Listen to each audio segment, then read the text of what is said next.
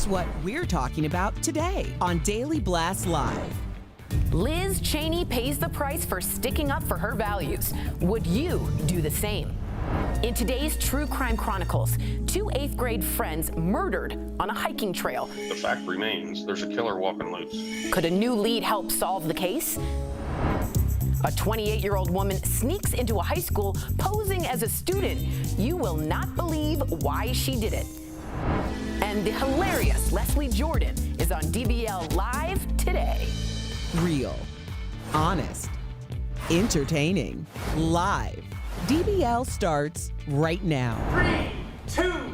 Thank you, Chris. Welcome to DBL. It is Wednesday, May 12th. I'm Sam here with Jeff and Al. Tori, hey. Tori is joining us from home. There she is. Okay, let's get right to it. Have you ever had to risk losing everything to stand up for what you believe in? Well, that's exactly what happened to Representative Liz Cheney. She was the number 3 Republican in the House, but after a vote this morning, she's lost the post. She's also risking losing her spot in Congress. So despite all of that, Liz stood her ground and gave a very passionate speech defending her position last night. Here's just some of what she said. This is not about policy. This is not about partisanship. This is about our duty as Americans. Remaining silent and ignoring the lie emboldens the liar. I will not participate in that. I will not sit back and watch in silence while others lead our party down a path that abandons the rule of law and joins the former president's crusade to undermine our democracy. Wow. Okay, so we're going to make this personal. Would you risk losing your livelihood and everything you've worked for, especially if you have children that depend on you, in order to stand up for what you believe in? And is that fair to what I said earlier to the people that depend on you, Lawson and Layton? Have you ever faced this in your life, Jeff? And what would you do if you faced it today? I think I do face it today. I think I face it every day on air, right? I have to bite my tongue on certain situations just because of the time that we live in, right? Nobody wants to hear, and this is being perfectly honest, I have to watch what I say, you know? Not because of our show, because you're afraid of the cancel culture. Exactly. So I think when I was growing up and I didn't have a family, I was too outspoken on things that I believe, sometimes to my detriment and things that I was even wrong on, right? When I'm in a long-term relationship, now I have kids, I can't actually go in and challenge somebody anymore because of our show, because of social media, and I have to kind of balance what I say, pick my battles, say what I want to say, because I can't get canceled. If I didn't have a family, I'd be much more outspoken. The fact that I do and I have someone depending on me to take care of them, I really have to walk that tightrope. Well, That's honest. It's honest, and it's where a lot of people are. And, you know, unfortunately, I see where you're coming from, Jeff. But, I lived in Miami 10 years, and a buddy of mine who's Cuban said there's a saying in Spanish, as the Cubans say, they say the last 10 seconds when your head hits the pillow is the quietest time of your day, and that's when you think about everything. And if you can be honest with yourself about who you are as a person and how you've behaved, you can sleep that night. And I think Liz Cheney did what she needed to do to sleep that night. And some people, going to sleep at night means biting their tongue, and some people, that means I might have to walk out of here Jerry Maguire style. Wow. And Tori, I look back at, Sam in high school, and I wish I would have been more of an upstander. Now I don't mince words. I always speak up if I see something wrong. But I look back at high school Sam, and I really want to make sure that my Sophie and my Miles are upstanders. But I was scared back then. I didn't want to take the heat of the bully, so to speak. It's a lonely spot to be in. You're all alone. Liz Cheney had the entire Republican Party walk out before she started speaking. It's terribly scary. But I was taught that if you are neutral in times of injustice, you are on the side of the oppressor, and you have to speak up for those who don't have a voice. So, for instance, in college in 2000, I went to Michigan. It was a big frat school. I went to a lot of frat parties. They would use the F word a lot for meaning homosexuals or gays. And I would say, use a different word. I don't want to hear that word in my presence. And I was blackballed. They just hated me. And there was no way I wasn't going to say it. And I'm proud of that, even though it really was a detriment to my friendships in all of college. I'm so proud of you, Tori. Good for you. My husband recently stood up a few times to people using that word. And one of the people, let me tell you, in New York City that said it in the table next to him was a very well-known individual.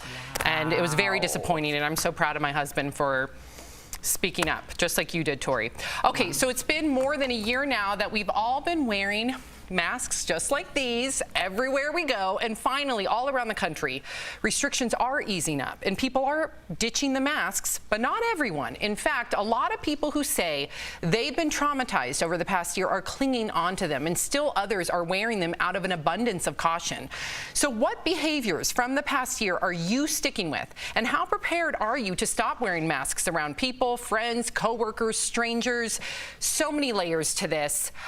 Jeff, what about you? Have you thought about it? Are you going to continue to wear the mask in certain situations, or are you just going to get rid of it? No, I'll continue to wear it. I mean, just an example yesterday, right? I'm a little more lenient on myself when it comes to the outdoors, right? Because that's what the government told us.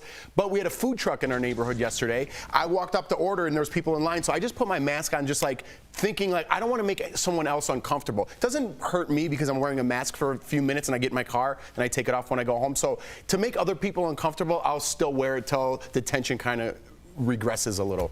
But I mean, I've been to Japan a couple times, and that's all you see in the airport. And that's been a cultural trait of theirs for a long time because they've lived in densely populated cities for a long time. And so I don't know, as long as we live in densely populated cities, you're at a big concert, big sporting event where a lot of people are breathing, whether it's COVID or not, I think I might just wear the mask. I know a lot of people have issues with it, but I don't see why that's any different than you just taking care of your health by spraying down your area or wearing gloves in a certain sense. So I think I'm going to keep it. Tori, what about you? Just definitely really quickly on the airplane, I will 1000% continually wear a mask until the day I die. That is for sure for everything. Sam, you were right. Wipe it all down. Yes. Wipe it all down. That's something I've always practiced, but I have to be really honest with our viewers. I feel like I suffer a little bit from PTSD because of everything my brother-in-law Eric has been going through. Yeah, he's still in the ICU. We're going on 4 months now. Yes, he's had the double lung transplant, but he's still in critical care. So for me, especially if I'm going to go visit him again, like I have already before, I want to make sure that I'm as healthy as can be. I don't want to give him anything because of his immune system being so low. And I just look at how COVID affected my family, and I don't know. I look at masks as just life-saving. So I'm going to have to really listen to the CDC, and I'm going to have to check myself because I also don't want to be over paranoid and have that influence my daughter and my son, you know? So I'm in a weird position where I know I might need to just throw the mask on until you don't feel like you need to anymore, no matter how many years it takes. Yeah, I know. How many years it takes? It might be a couple of years. I think I'm going to be wearing them for a while, honestly. I think we should listen to the professionals. Okay, so coming up on DBL, the newest inductees into the Rock and Roll Hall of Fame have been picked. Why it's the most diverse list in history. Plus, we're catching up with actor. Oh, there he is, Leslie Jordan. Woohoo! Oh, yes. I was going to wear that today. He's got a scarf on, looking fancy. He's live, and he's going to tell us all about his funny new book. And like something out of a movie, a 28-year-old woman poses as a high school student. How she got caught? Coming up next. Closed captioning provided by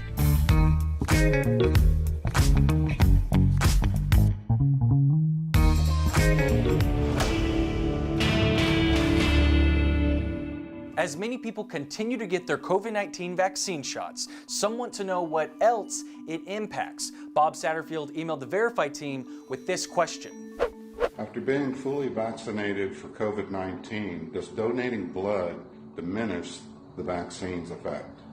With Verify, we tell you our sources first. We talked with Dr. John Wary from the Penn Institute of Immunology and Dr. Karen Rausch from the Methodist Health System's Department of Pathology. When you get your COVID-19 vaccine, your immune system responds by producing plasma cells, which act as huge factories that continuously make antibodies.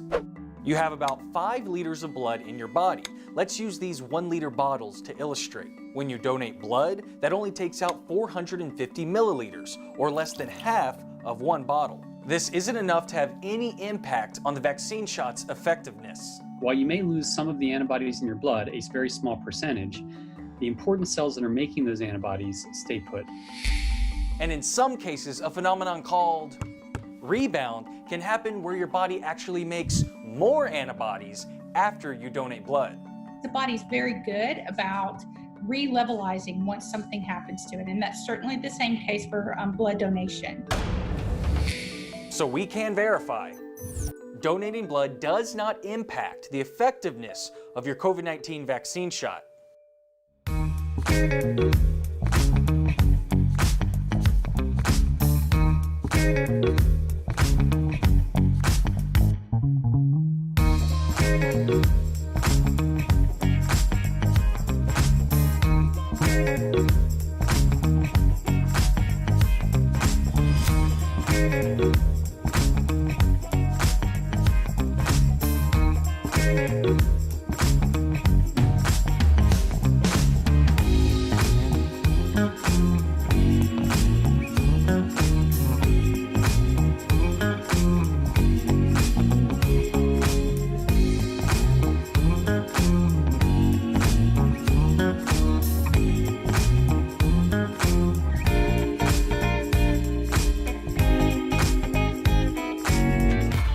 Welcome back to DBL. We want to talk about something really weird that happened in Miami. So get this. This woman allegedly posed as a student and went around a high school handing out flyers to try and gain social media followers. But here's the thing. She 28. She was arrested, charged with trespassing. As strange as this all sounds, it got us talking. Would you even want to go back to high school? And if you did, what would you want to change, if anything? Albert. In high school? Yes. Besides just my look, I just wish I... Well, we have a photo. Let's look at your photo and then tell us. Okay, oh yes. That jacket is like 3 times too big for you. I think 3 is you being really nice. I don't know. It's like, I think it goes down to where the tires on the truck go. I don't know why. Was that Granddad's? No, I coat? think I think that's how things were in the 90s, but then I think that's true. That's like a 4X. That should be safe for people being drafted that day. So that was that was a miss. But I wish like high school Al just knew and I think most high school students should know that the world is about to open up. So don't let things in high school affect you, because I think every adult you meet is dealing with something that happened to them in high school. Yes. And Tori, what about you? And let's first look at your photo, because I'm curious. First, we're going to look. Okay. Oh, gorgeous. Look at you, Tori. Yeah, it looks like a picture that you're missing on a cruise. Yeah. Doesn't it? It just looks like a weird missing person photo. That does look like a missing person photo. Tori, what would you change? Would you want to go back to high school? No, never, ever, ever. But I would say this, 2 words that would have changed my life, and I hope someone out there right now is listening. Self-compassion. I always was compassionate for everyone but myself, and had I learned that, my life would have changed. I learned it during Buddhism, but if you can pass that on to someone today, it's a gift. Beautiful. It's a gift. Jeffrey, let's start with your photo, because I bet it involves you in football gear. Oh, yeah. Well, that's not you. What are you talking about? Jeff, that looks like you. That looks like the 50s version of Jeff. You look like that's like you're about to say that's my grandfather from 1943. Wow. That looks like an old school I think that's my dad's suit for sure. How old it's an old school. What? That looks like from the 40s. That's a classic look. What year is that? That's Jeff in Mad Men. I knew his was going to look Dude, what good. are you guys talking about? It's a high school photo. Who dresses in a suit and tie for yours a are high like school glamour photo? shots? It's for a pic. It's high school pictures. It's embarrassing. Is it? Jeff, I like the big. All right, well, let's just get right to Sam's then, so I can start backing it down. Oh, wow. my God. There you go. A loser. First and foremost, I got a little carried away with the bleach on the hair and the eyebrows. Really over-tweezed the brows as well. And that's my senior photo. I think that's a nice action shot. Look at action shot. Yeah, it's like you getting out of the pool. Like, hey, I'm ready to get back in there. Okay. Good one. And I would not want to go back to high school, would you? What? Would you want to go back to high school? Apparently not. Yeah, not dressed like that. Dude, you wish you were at my high school. No, I don't. Oh, God. Coming up on DBL, we are talking live. There he is. Yes. Oh, my gosh. Now he's got a bandana on. Okay. He's... Yeah. Oh, that's okay. Yep, you got caught on camera. It's legal, Leslie. It's legal. You're good. I love this guy. Get ready to laugh with Leslie Jordan when we get back. If you need life insurance,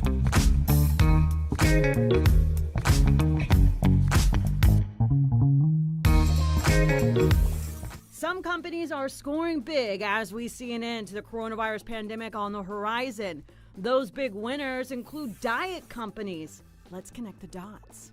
During the COVID quarantine, some of us use that time to hop onto Pelotons or dust off the home gym equipment. Meanwhile, the rest of us turn to comfort food and an extra bottle of wine. A small study found that people who were sheltering in place gained more than a half a pound every 10 days.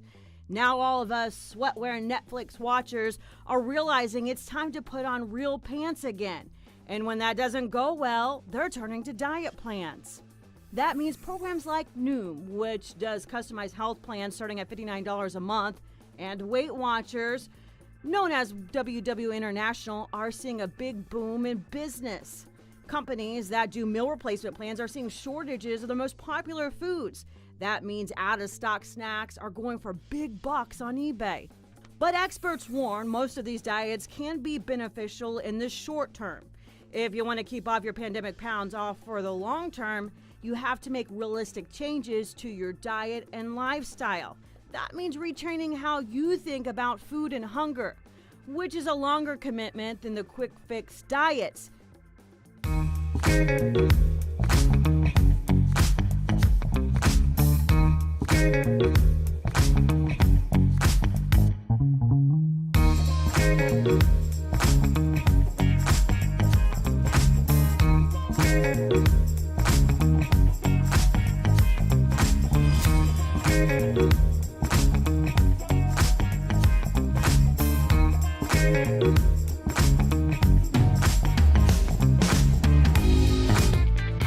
Welcome back to DBL. Leslie Jordan is an Emmy-winning actor, best known for his popular roles in Will and Grace and American Horror Story. And last year, during the pandemic, Leslie achieved even greater fame with his hilarious and very relatable Instagram videos. His new book, How Y'all Doing? Misadventures and Mischief from a Life Well Lived, is out now. Leslie Jordan, welcome to DBL. Yeah.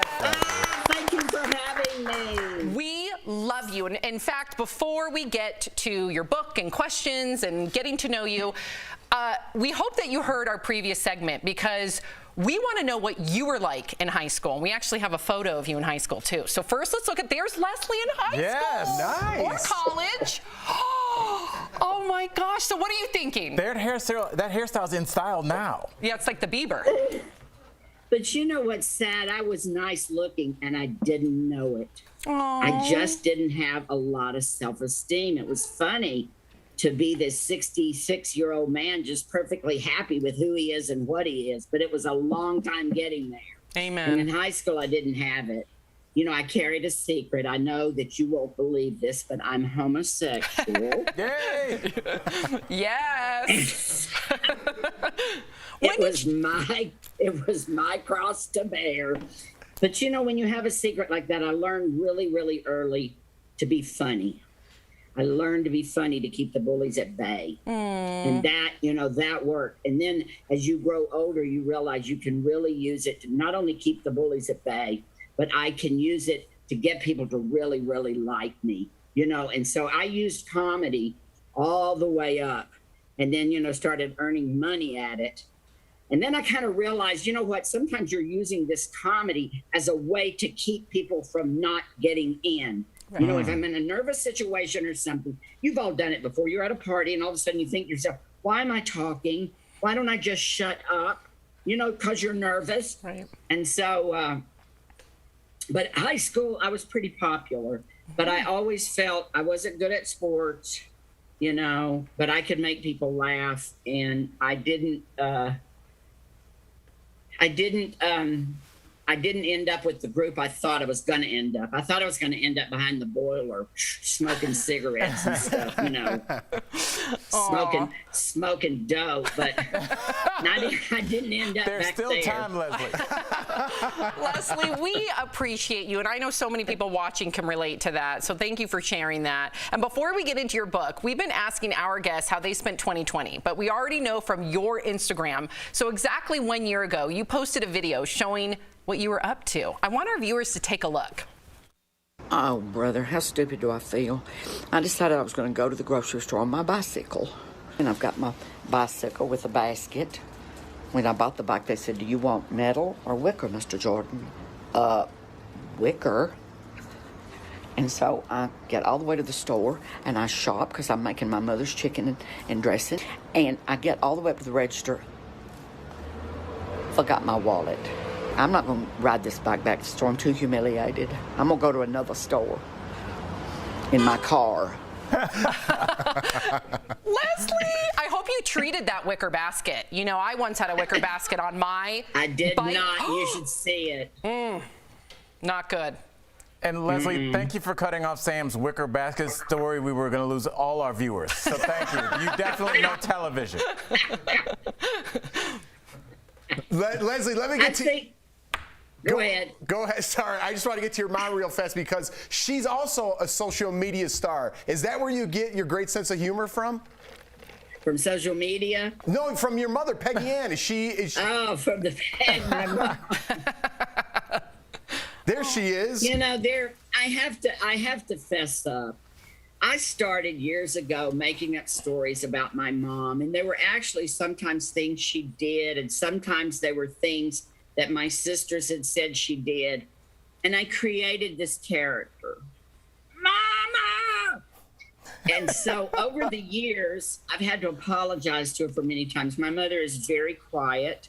She is very beautiful. When I was little, I thought she was a princess, a fairy princess. I'd hear stories about fairy princesses, and I would think, oh, that was Mom. That's Mom.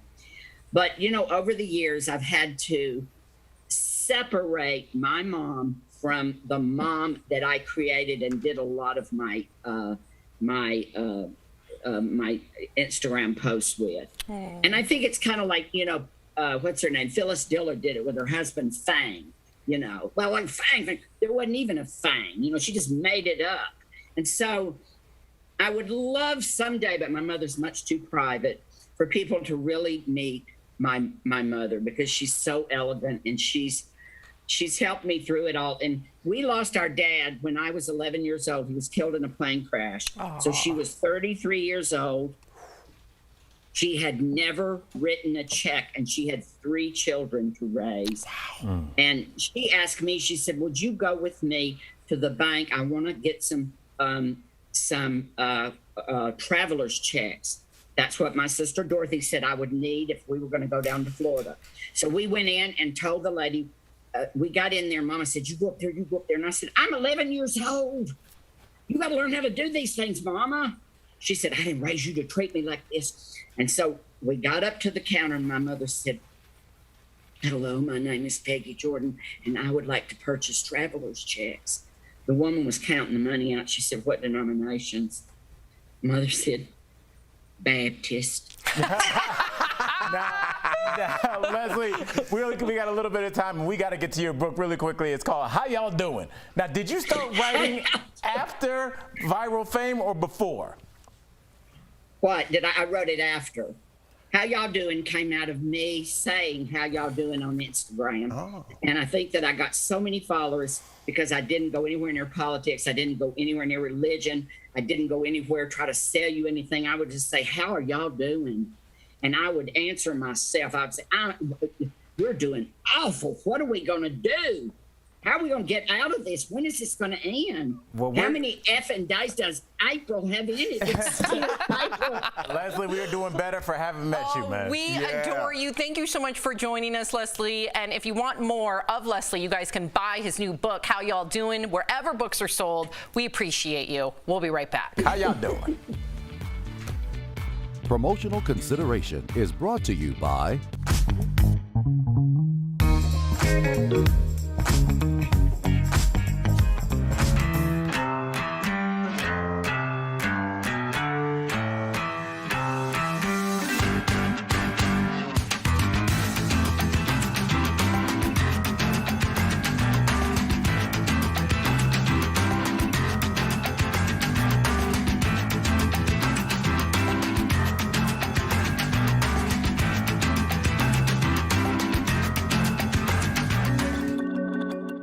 Should kids get vaccinated for COVID? A new poll shows only 29% of parents will get their kid vaccinated right away. 32% want to wait to see how the vaccine is working. 15% say only if school requires it. And 19% say they definitely won't get their child vaccinated. CDC data shows less than 300 kids have died from the virus, far fewer than any other age group. I think death is kind of a very short-sighted way of looking at this because we do know that children can suffer from severe COVID disease. Dr. Tina Tan is an infectious diseases physician at Lurie Children's Hospital in Chicago. Nationwide, at least 15,000 children have been hospitalized with COVID, according to the American Academy of Pediatrics. We've seen kids as young as 3 months of age hospitalized with COVID in an intensive care unit on a ventilator, and they got the COVID from one of their family members. Pfizer's trial tested their vaccine on more than 1,100 kids aged 12 to 15, and early results show none of them got COVID. Moderna gave their vaccine to more than 2,000 kids 12 to 17, and they've seen 96% efficacy. It is the best way to protect them against COVID-19 disease. Experts are also concerned about kids spreading the virus. The newest CDC data shows far more COVID cases among children than seniors. They can give the virus to others. Dr. William Schaffner is an infectious disease specialist at Vanderbilt University. Remember, there are children and adults who are immunocompromised, who cannot either receive the vaccine or who will have a much diminished response. How do we protect our frail brothers and sisters? All the rest of us get protected. And experts say the more COVID spreads, the greater the chance it could mutate and make the current vaccines less effective. So we can verify, experts agree that children need to be vaccinated for COVID, not just to protect them, but to prevent further spread of the virus. Let's protect as many children as we can, as quickly as we can. It works for measles. It works for polio. Why are we hesitant for COVID? With your Verify, I'm Gabe Cohen.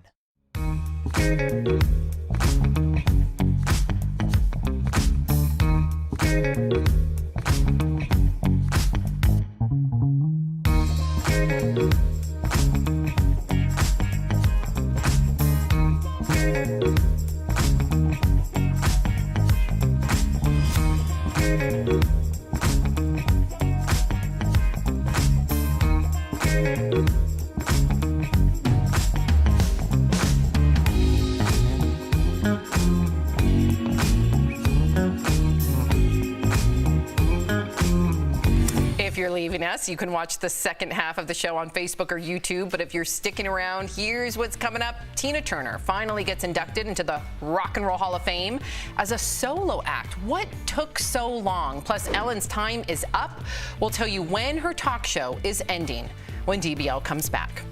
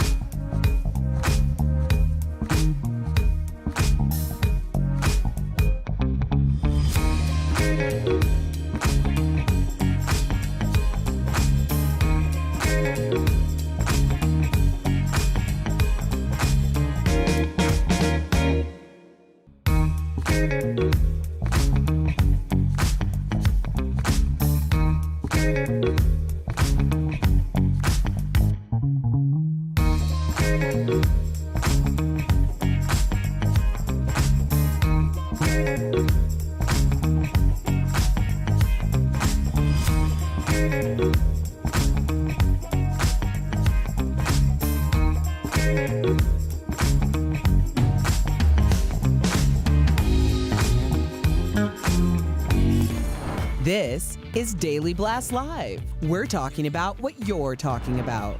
Real, honest, entertaining, live. DBL starts right now.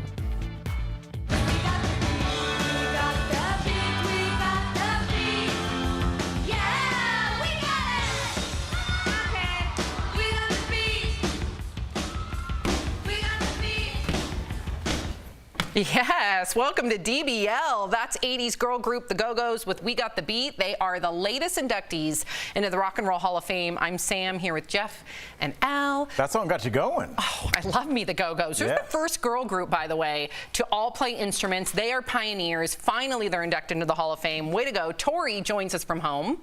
Hey, Tori. So aside from the Go-Go's, there are a few other new members in the Rock and Roll Hall of Fame. Rapper Jay-Z was inducted today after being nominated for the first time. So to be eligible, by the way, your first record must at least be 25 years old, and your music must have been influential enough to change the course of music, of rock and roll. The Foo Fighters were also selected. Lead singer Dave Grohl was also inducted, of course, back in 2014. Being in Nirvana, and Tina Turner was inducted again. So she made it in with Ike Turner in 1991. Some of the snubs, though, LL Cool J did not make it in. I don't get that. He's been nominated 6 times. Dionne Warwick, who has become a recent hit on Twitter, was also left off the list, Tori. Wow. Anything else, Tori? Whoa, and sorry. wow. Tori, welcome to DBL. This is a talk show we do. I know, I thought you were continuing. I didn't want to interrupt, and I'm on a very bad delay today. I apologize. I just want to say, I find it interesting that Tina Turner, after that whole divorce with Ike Turner, all she wanted was her name, right? All she wanted was Tina Turner. She couldn't care less about anything else, and finally that name gets to be put in the Rock and Roll Hall of Fame, so I'm just very pleased to see that. But Dionne Warwick, let's get with it. Yeah, I'm going to go to bat for LL Cool J here. Obviously, he's well known. A lot of people strangely just know him as an actor now, which is crazy to me. If you born at a certain time, you don't know him when he was a rapper. And I know, it's crazy. But, I think about when my female cousins and my sister, when LL was out, and that was the first time I saw young women react to how good looking he was, but guys liked his music as well. And I feel like he brought in 51% of the population that had been listening to rap music but really didn't have like a sex. He was a sex symbol. He's a good looking guy, but guys still liked him too. And he was the first guy to kind of show that, like, hey, there's also a ton of female hip hop fans and they need to be catered to. And then here comes Salt and Pepper and female groups. So I think he's a pioneer in that area. I think you should get into it. I love LL. So do ladies. Yes, the ladies love LL. Yeah, I went with the joke there. But anyways, how cool is it to get in twice? I know. LL can't even get in, and he's like, David Grohl got in twice? I know. Come on. Let's take Ike Turner out. Okay, and that leaves up a space right there. There you go. Good idea. Okay, so big news in the world of daytime TV. Ellen DeGeneres has announced that the next season of her talk show will be her last. So Ellen told The Hollywood Reporter that as a creative person, her longtime talk show is just not a challenge anymore. Ellen has faced ongoing criticism after allegations of bullying and toxic behavior behind the scenes surfaced last year. But Ellen said the plan to end her show after 19 seasons was in place before all the drama came too late. Do you believe that, Jeff? I don't. And unfortunately, I love Ellen. You know what I mean? She's apologized for what she done. I won't slam her, don't worry. She's apologized for what she done. She sent me to Australia, right, when I was on the show. I was just an audience member on the show when I was in LA, and I was trying to get Jordan used to LA. I'm like, we got so many cool things here. Let's go to Ellen's show. And the one show we went to, they sent the whole audience to Australia. But anyways, back to Ellen. I think her ratings are going down. I think she tried to make a comeback and build her name back up. I think she got smeared through, the tabloids, and she wanted to go out on top. I'm sure after 19 years, she is a little tired of it creatively. It's not that challenging for her anymore. But I think she wanted to go out on top, and the numbers just aren't showing that. And so I think she's just washing her hands of this. Yeah, I mean, no matter how you feel about Ellen, she is a pioneer in this space. And you don't forget, like, when she came out and she had the cover, "Yep, I'm gay." I forgot, what was that, Time maybe? I don't know which publication it was. It but was that big was a publication. That was a big deal. Yes. Like, now when somebody's gay, everybody's like, great. You know, but I mean, that was a possible career ender. Well, and it did with her acting career, right, temporarily. Temporarily, but yep. yes, it ended it. And that was, we talked about standing up for what you believe in. So this ties into that first story. So in that regard, she'll always be a pioneer and for all the people that follow her. Yeah, Tori? I think she's ready to go. Do you know what I mean? I think Ellen has a lot of other interests. She's the person that got me started in stand-up. I love Ellen. I didn't like the way some people were treated maybe at Ellen that I knew personally, but I think Ellen's ready to spread her wings elsewhere. I think doing the same thing over and over again can get tiresome for someone super creative. So go blossom elsewhere and be DeGeneres elsewhere. Yeah, you didn't commit right at the end and then just fell apart. We still love you. Okay, so we're now on day 3, you guys, of a search for a missing tiger that escaped from a home in Houston. The tiger has been seen around the neighborhood. Wow. Oh my gosh, just chilling on the grass, prowling around. There was even a confrontation with a man and a gun. One man was arrested, but he claimed that the tiger wasn't even his. It's currently illegal to own a tiger as a pet in Houston, by the way. So now Tiger King star Carol Baskin is weighing in on all of this. The Big Cat Rescue founder spoke to CNN. Have a listen. And the only reason that people have tigers as pets is to try and show off to others that they are more powerful than the most powerful creature on the planet. That already tells you that the kind of people who own tigers are really dangerous, reckless people. She's right. She has tigers. Yeah, but hers is a rescue, and she just literally passed legislation to prevent people from owning tigers. So at least she has a purpose. Yes, you can unpack it, and we can get into a whole nother discussion, but she at least claims to be helping tigers. You know, the people that have them in their mansion or sometimes even smaller homes. That's so cruel. It's look. I know that egotistical of her to think that she is above all those other people that are trying to own tigers as well. Hers are rescues. I feel like she's saying she's above them, and I don't think it was kind of laughable. I don't know if she's above them. Somebody keeping it in like their bathroom or their backyard as opposed to someone who's rescuing tigers. I don't know. After watching that show and the whole thing, it's laughable. And her to say that she's above all that, I mean, I think she's one of them. Okay, interesting. They all should. Well, she started the legislation. Sorry. No, go ahead, please, Tori. Go. No, the Big Cats Protection Act is something that she's actually passing and trying to get through legislation to make it illegal. And I worry about her sanctuary, but at least it wasn't kept in a house. And I like her message and her mission. I think she might be a little cray-cray, but I like her message. I didn't know you guys were related to the cat lady. Jeff, you know, I'll just say this. Her points, I know that she's so polarizing, it's hard to listen to what she says, but look, when somebody has something that they honestly cannot control, almost like the people that keep chimpanzees and they get them when they're cute, and then all of a sudden they literally have the strength of 8 grown men. You know, and so once these things get out, they can't stop them, and we can't. And it's like, what if your kids are outside? Right. What if you see it and swerve? I mean, these are like really dangerous. It's like almost like having 10,000 fireworks in your house. Yeah, it's fine until it's not. It's not safe, number one, and number two, it is not. Wait, is it? It's was not that not ethical clear, for the Tori? animal.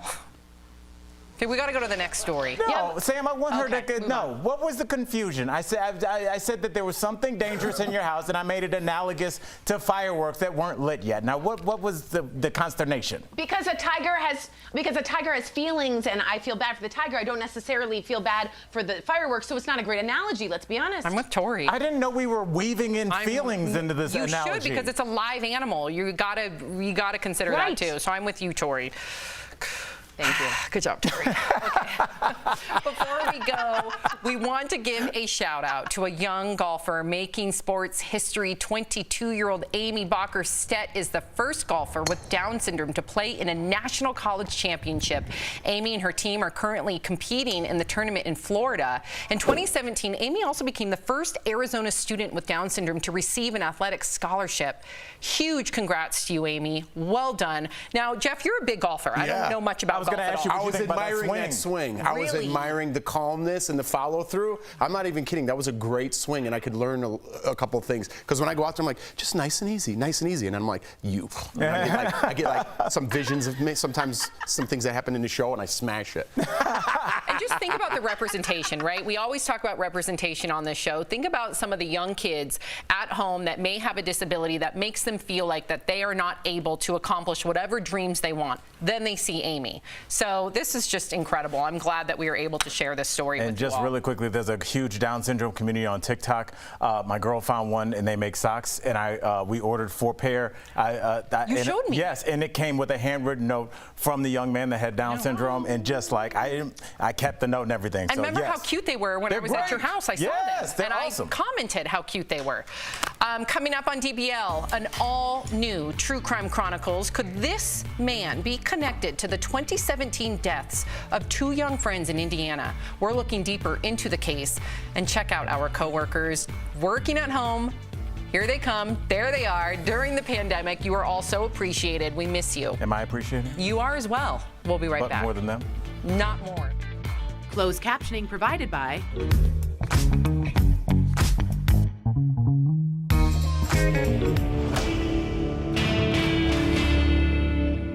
As many people continue to get their COVID-19 vaccine shots, some want to know what else it impacts. Bob Satterfield emailed the Verify team with this question. After being fully vaccinated for COVID-19, does donating blood diminish the vaccine's effect? With Verify, we tell you our sources first. We talked with Dr. John Wary from the Penn Institute of Immunology and Dr. Karen Rausch from the Methodist Health System's Department of Pathology. When you get your COVID-19 vaccine, your immune system responds by producing plasma cells, which act as huge factories that continuously make antibodies. You have about 5 liters of blood in your body. Let's use these 1-liter bottles to illustrate. When you donate blood, that only takes out 450 milliliters, or less than half of 1 bottle. This isn't enough to have any impact on the vaccine shot's effectiveness. While you may lose some of the antibodies in your blood, a very small percentage, the important cells that are making those antibodies stay put. And in some cases, a phenomenon called rebound can happen where your body actually makes more antibodies after you donate blood. The body's very good about re-levelizing once something happens to it, and that's certainly the same case for blood donation. So we can verify. Donating blood does not impact the effectiveness of your COVID-19 vaccine shot.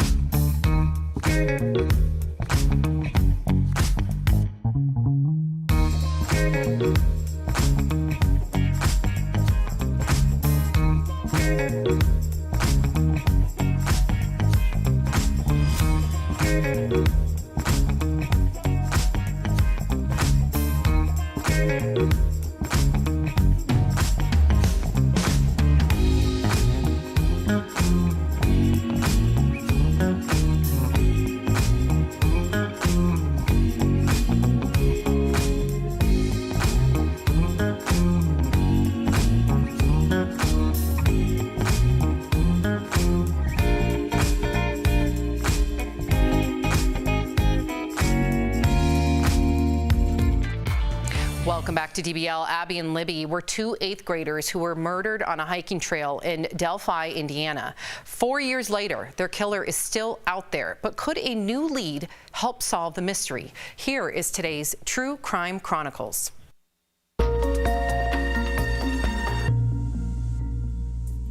Abby Williams and Libby German were 2 young, bright girls.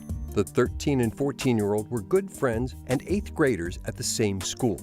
On a sunny afternoon, they went for a hike at a popular walking trail in town. Libby posted Snapchats of them walking across the Monon High Bridge Trail. But something eerie happened shortly after snapping those photos. Somebody out there knows something. When Libby's father came to pick the girls up, they were nowhere to be found. Their calls went silent. Abby's family rushed over to help search, but no sign of them. The families called 911, and search crews took over the trails. The next day, a volunteer searcher made a grim discovery near the edge of the water of Deer Creek. It was the girls' bodies, lying just half a mile from where the last Snapchat was taken. It still is as tough as their first day of school. It doesn't get any easier. What happened? The biggest clue all these years has been this photo Libby took on her phone and this audio clip she recorded.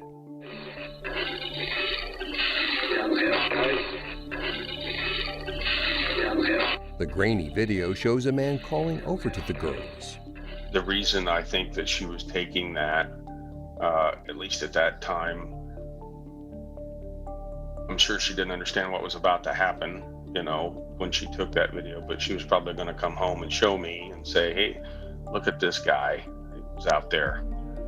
Kind of creeped me out. That video helped generate more than 50,000 tips. We likely have interviewed you or someone close to you. We are confident that you have told someone what you have done. But years later, still no arrests. I feel very strongly that there's a very good chance that it was somebody from the area that knew this area at one time, because it just seems a little strange to have it be otherwise. Who is this man? I get frustrated just like the rest of them. Like I said, I've been here since the start. It's affected my life in different ways. It affects all these officers that have worked the case.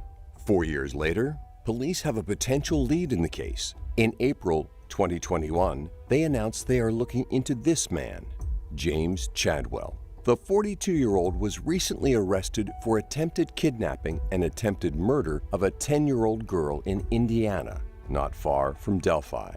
Could he be connected? The fact remains, there's a killer walking loose. He knows where Delphi is. We know that. He struck here once, and so far he's gotten away with it. It's a big new lead that could finally bring closure to this community. To the murderer, I believe you have just a little bit of a conscience left. We will not stop. Earlier, Lindsay and Al spoke with a reporter who's been following the case. Take a look. We're joined by 13 News reporter Emily Longnecker in Indianapolis, Indiana. Thank you for being here. So, Emily, you've covered this case since the beginning. Just a few weeks ago, police announced they're looking into James Chadwell as a possible connection to the case. What can you tell us about him? Well, investigators have stopped short of calling him a suspect or even a person of interest, but they are looking at him to see if he could be connected to this case by virtue of what he has just been arrested for. A young girl in his neighborhood went into his house to pet his dog. He invited her in and he brought her down in the basement. This is according to investigators, and attacked her and tried to strangle her and told her if she told anyone or screamed that he would kill her. So they are looking at him. They are seeing if there's a possible connection. Wow. All right. Well, Emily, we appreciate how close you are to this story. And over time, you've developed a close relationship with the girl's parents. What have they told you? And just overall, how are they doing? I don't think anyone expected to still be here 4 years in with this case unsolved. So this has been a difficult year for them as they watch all the other kids hit the milestones like prom and, of course, getting their driver's license, these kind of things. Both families tell me that they wake up every day saying to themselves, today is going to be the day. And they just, they keep that hope at the forefront always because they don't have a choice. Libby's grandfather, told me that, in the forefront of his mind always is there is a killer out there somewhere, a killer that knows where Delphi is, a killer that has struck in Delphi, and it's his prayer every day that that person doesn't strike again. How has this tragic story impacted just the community right there in Indy? I think everyone thinks about this case still, knows about this case. We're about a 45-minute hour drive from Delphi, but I think all of central Indiana thinks about this, especially when the anniversary nears. I can tell you that Delphi is a sleepy little bedroom community where everyone kind of knows everyone. And after this happened, I think the sense of safety there in that small little community was gone. And I think this case has gained a national and even international attention. And I think it's because, people look at this and they think those could have been my children. Right, so all you guys are doing to stay on top of this case is so important. So everyone can learn much more about this case and updates at WTHR.com. Emily, thank you so much. We'll be right back. We all know that movement is like that.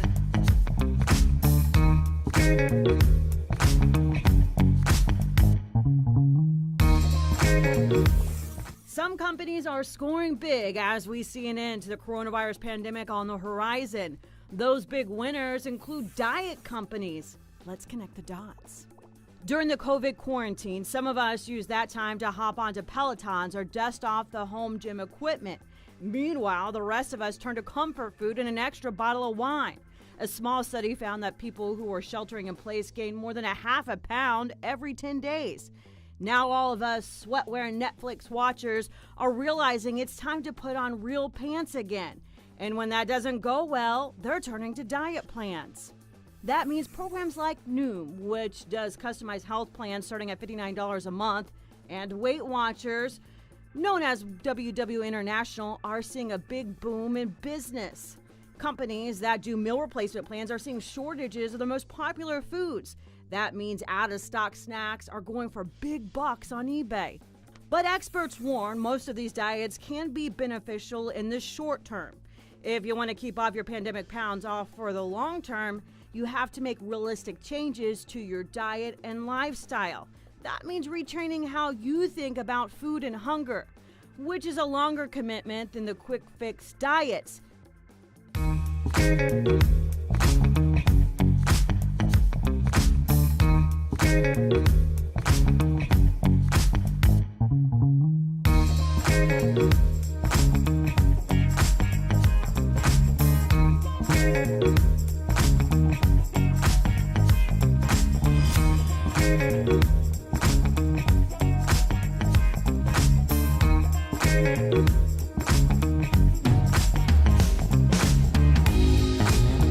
Welcome back to DBL. It's time for Security Alert, sponsored by LifeLock. With the tax deadline just a few days away, yikes, it's important to remember that scammers are taking advantage. Criminals are using this extended deadline to create fear in people filing last minute. Right now, there's a scam going around telling people their gas or electric service will be turned off if they don't file right away. So this is fake.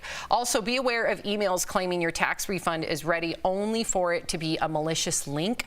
Remember, your refund won't ever come in the form of a link. One way you can spot the scam is by looking at the reply all in the email, and you'll notice that the address isn't the official IRS.gov address, okay? So when it comes to your financial assets, LifeLock is here to help. LifeLock keeps you and your digital identity secure from cyber criminals. Call 1-800-439-9017 or visit lifelock.com to learn more.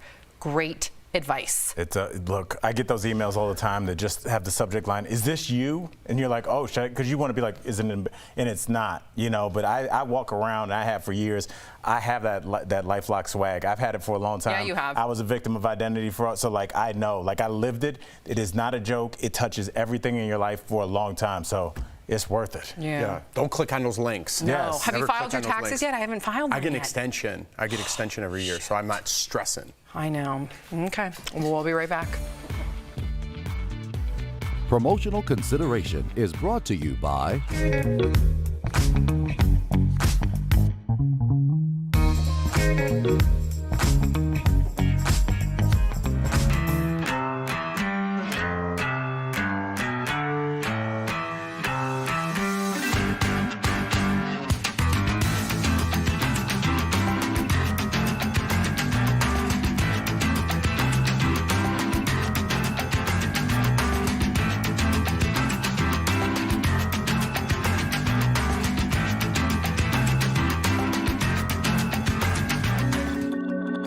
Should kids get vaccinated for COVID? A new poll shows only 29% of parents will get their kid vaccinated right away. 32% want to wait to see how the vaccine is working. 15% say only if school requires it. And 19% say they definitely won't get their child vaccinated. CDC data shows less than 300 kids have died from the virus, far fewer than any other age group. I think death is kind of a very short-sighted way of looking at this because we do know that children can suffer from severe COVID disease. Dr. Tina Tan is an infectious diseases physician at Lurie Children's Hospital in Chicago. Nationwide, at least 15,000 children have been hospitalized with COVID, according to the American Academy of Pediatrics. We've seen kids as young as 3 months of age hospitalized with COVID in an intensive care unit on a ventilator, and they got the COVID from one of their family members. Pfizer's trial tested their vaccine on more than 1,100 kids aged 12 to 15, and early results show none of them got COVID. Moderna gave their vaccine to more than 2,000 kids 12 to 17, and they've seen 96% efficacy. It is the best way to protect them against COVID-19 disease. Experts are also concerned about kids spreading the virus. The newest CDC data shows far more COVID cases among children than seniors. They can give the virus to others. Dr. William Schaffner is an infectious disease specialist at Vanderbilt University. Remember, there are children and adults who are immunocompromised, who cannot either receive the vaccine or who will have a much diminished response. How do we protect our frail brothers and sisters?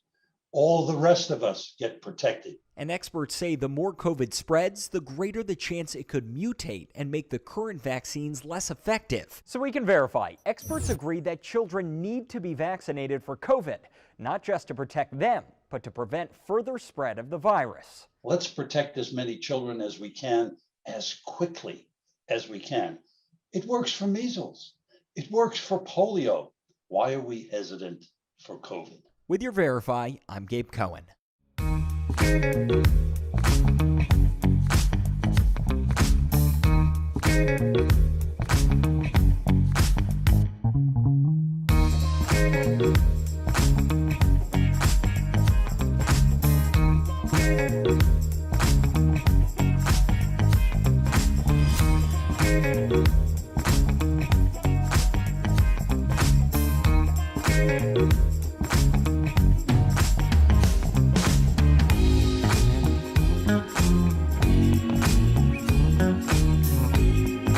DBL, a week of your favorite 80s stars continues with actress Leah Thompson, the eye-popping prop she snagged from the Back to the Future set. And I didn't want it to fall into the wrong hands. Al, your response? And Dancing with the Stars judge Derek Huff is here live. Can he really pull off a bad guy persona in his new Disney role? That's tomorrow only on DBL. I am so excited. I can't wait. Welcome back to DBL. Tori's back. She has your comments. Tori. Yes, I do. Ricky wrote in and said, finally, Tina Turner gets into the Hall of Fame on her own merits. Hell yeah. Yolanda says Tina is the queen of rock and roll. About damn time she's in there without Ike. Very well said. And Eugenia said that young woman is such a role model about Amy, the golfer with Down syndrome. And Tracy said she makes me want to work harder on the golf course. I don't, Tori, you know, we're not golfers per se. I just love the sound of the I can't even think of the golf stick. What do you call it? The club? The club. Ow. The club? I like the noise the club makes when it hits the ball. What do you like better, that ping sound that it hits or the sound of it going into the cup? Ooh, that would be a good ASMR to go to sleep Yes. to. It's just that hit and then the thing. The That'd be good for golfers. I know. Ooh. Well, Jeff, you're the golfer. What did you like better? I don't know. You made it like dirty and stuff. I don't know. No, we didn't. I don't know. I felt like a little weird about it. Really? Sorry, Tori, Was I it the harassed cup Jeff. or the club? This is my last song. DBL's new everyday. We'll see you I'm tomorrow. sorry. Bye, guys.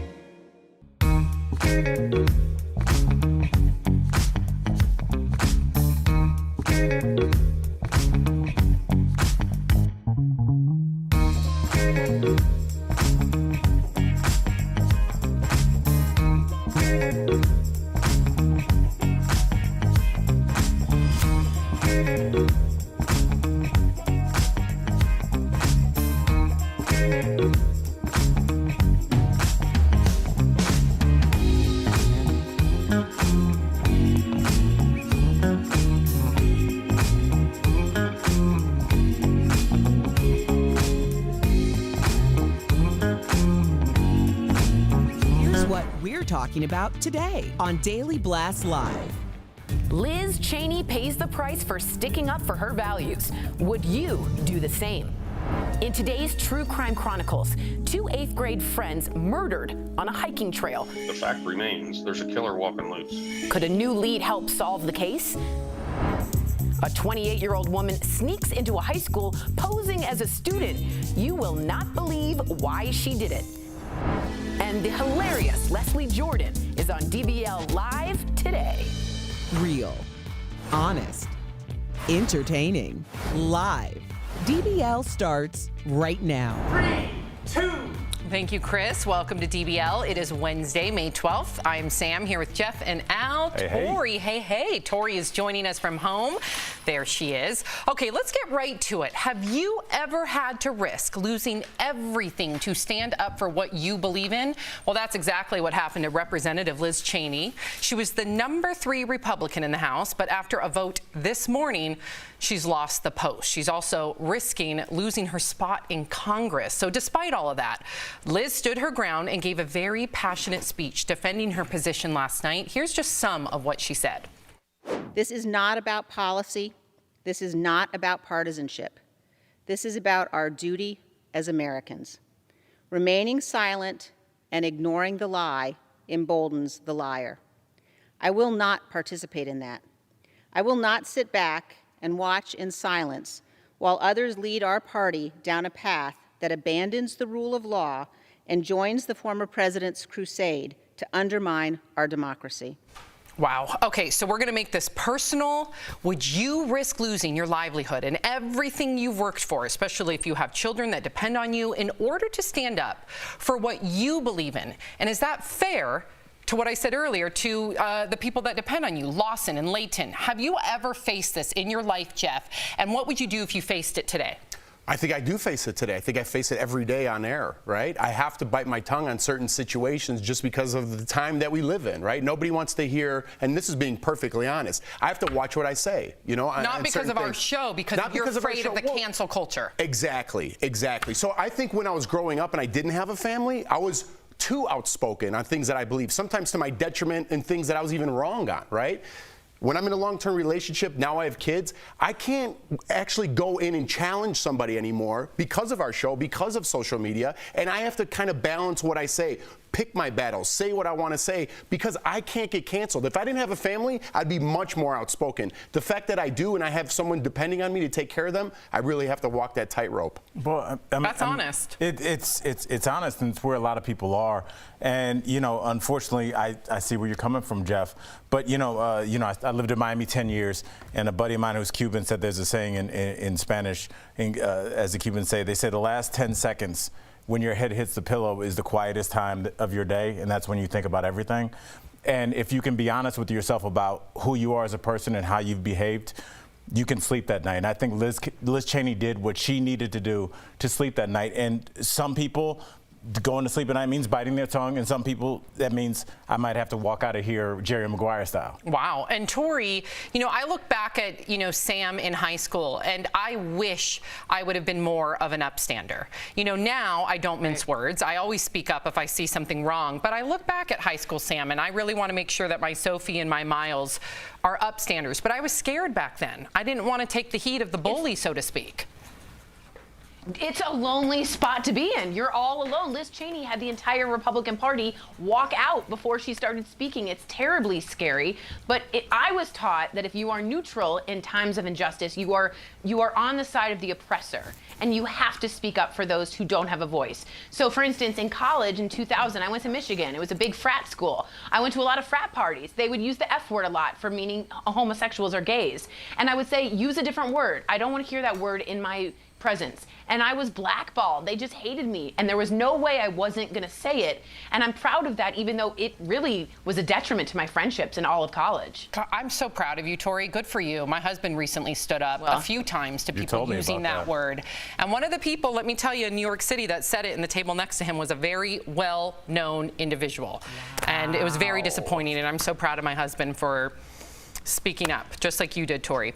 Okay, so it's been more than a year now that we've all been wearing masks just like these everywhere we go, and finally all around the country restrictions are easing up and people are ditching the masks, but not everyone. In fact, a lot of people who say they've been traumatized over the past year are clinging onto them, and still others are wearing them out of an abundance of caution. So what behaviors from the past year are you sticking with, and how prepared are you to stop wearing masks around people, friends, coworkers, strangers? So many layers to this. Jeff, what about you? Have you thought about it? Are you going to continue to wear the mask in certain situations, or are you just going to get rid of it? No, I'll continue to wear it. I mean, just an example yesterday, right? I'm a little more lenient on myself when it comes to the outdoors, right? Because that's what the government told us.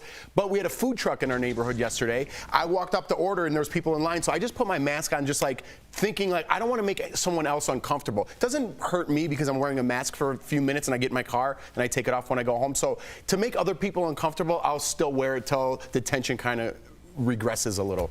But I mean, I've been to Japan a couple times, and that's all you see in the airport. And that's been a cultural trait of theirs for a long time, because they've lived in densely populated cities for a long time. And so I don't know, as long as we live in densely populated cities, you're at a big concert, big sporting event where a lot of people are breathing, whether it's COVID or not, I think I might just wear the mask. I know a lot of people have issues with it, but I don't see why that's any different than you just taking care of your health by spraying down your area, wearing gloves in a certain sense. So I think I'm going to keep it. Tori, what about you?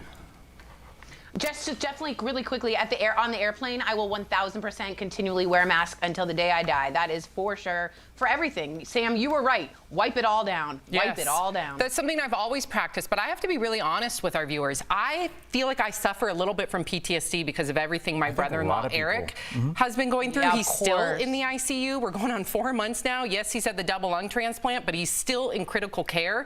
So for me, especially if I'm going to go visit him again, like I have already before, I want to make sure that I'm as healthy as can be. I don't want to give him anything because of his immune system being so low. And I just look at how COVID affected my family, and I don't know. I look at masks as just life-saving. So I'm going to have to really listen to the CDC, and I'm going to have to check myself, because I also don't want to be over paranoid and have that influence my daughter and my son, you know? So I'm in a weird position where I know I might need to just throw the mask on until you don't feel like you need to anymore, no matter how many years it takes. Yeah, I know. How many years it takes? It might be a couple of years. I think I'm going to be wearing them for a while, honestly. I think we should listen to the professionals. Okay, so coming up on DBL, the newest inductees into the Rock and Roll Hall of Fame have been picked. Why it's the most diverse list in history. Plus, we're catching up with actor. Oh, there he is, Leslie Jordan. Woohoo! Oh, yes. I was going to wear that today. He's got a scarf on, looking fancy. He's live, and he's going to tell us all about his funny new book. And like something out of a movie, a 28-year-old woman poses as a high school student. How she got caught? Coming up next. Closed captioning provided by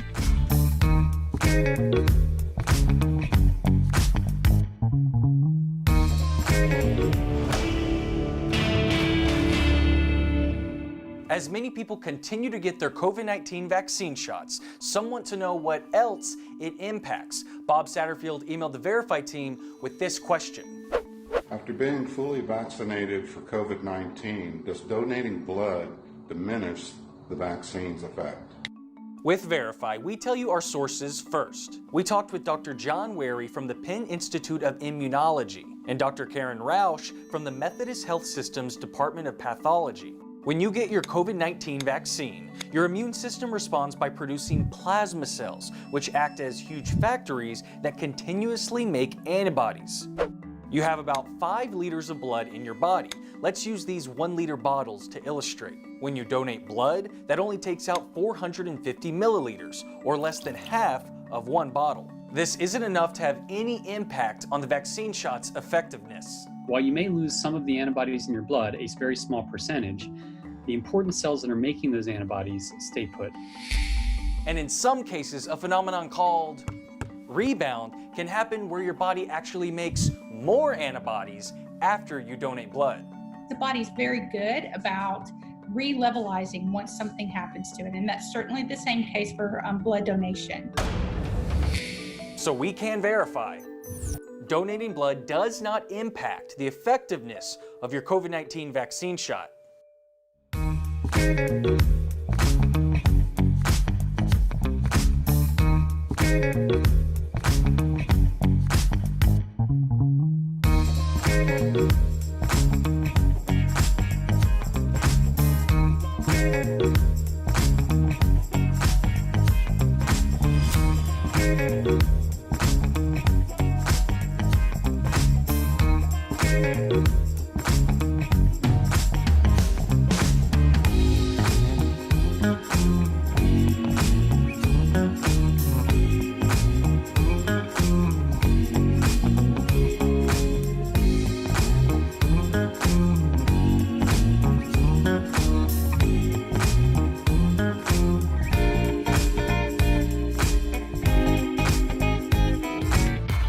Welcome back to DBL. We want to talk about something really weird that happened in Miami. So get this. This woman allegedly posed as a student and went around a high school handing out flyers to try and gain social media followers. But here's the thing.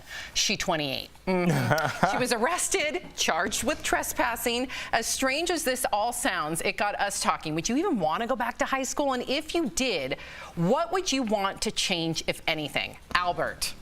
In high school? Yes.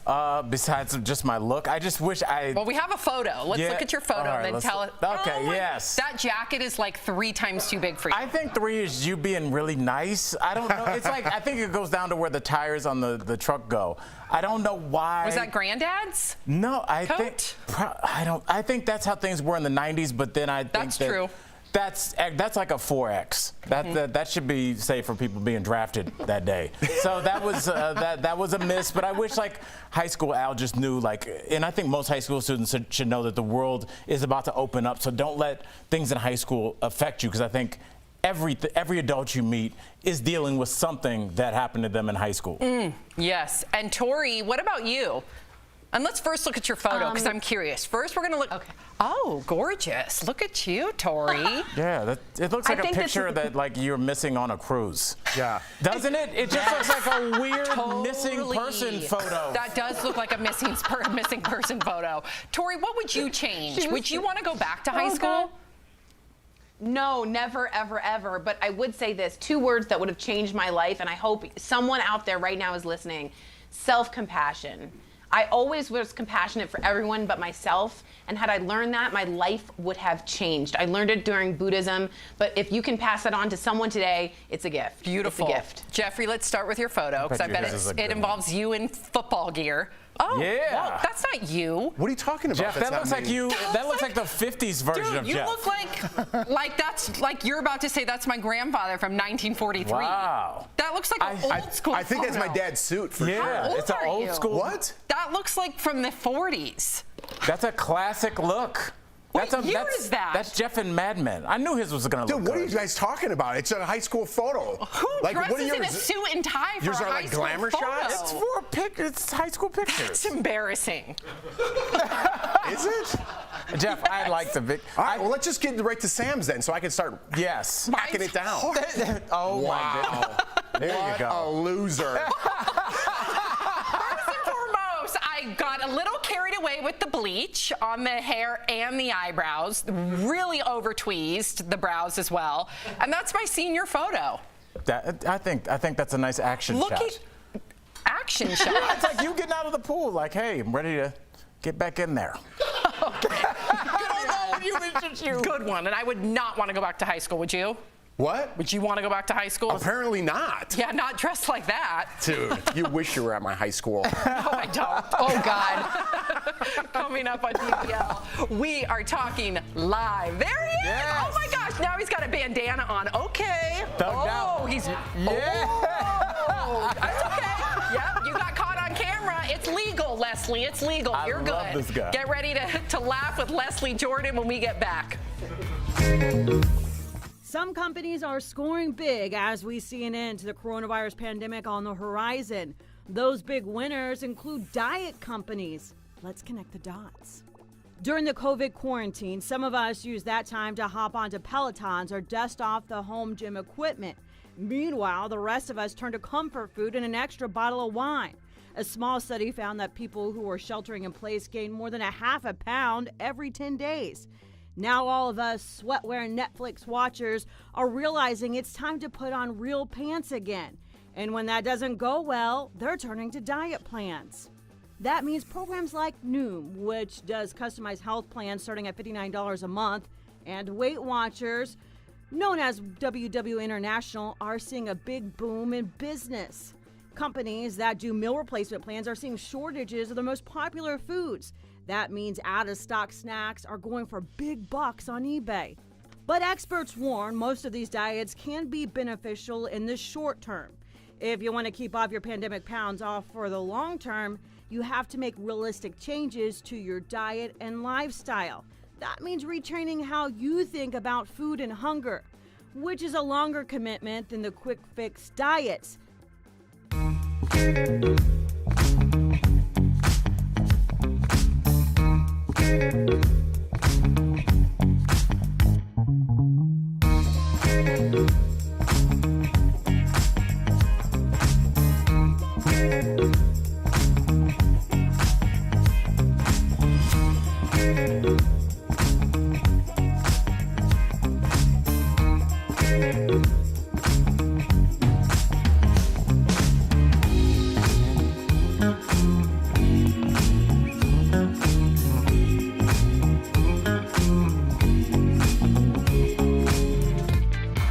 Welcome back to DBL. Leslie Jordan is an Emmy-winning actor, best known for his popular roles in Will and Grace and American Horror Story. And last year, during the pandemic, Leslie achieved even greater fame with his hilarious and very relatable Instagram videos. His new book, How Y'all Doing? Misadventures and Mischief from a Life Well Lived, is out now. Leslie Jordan, welcome to DBL. Yeah.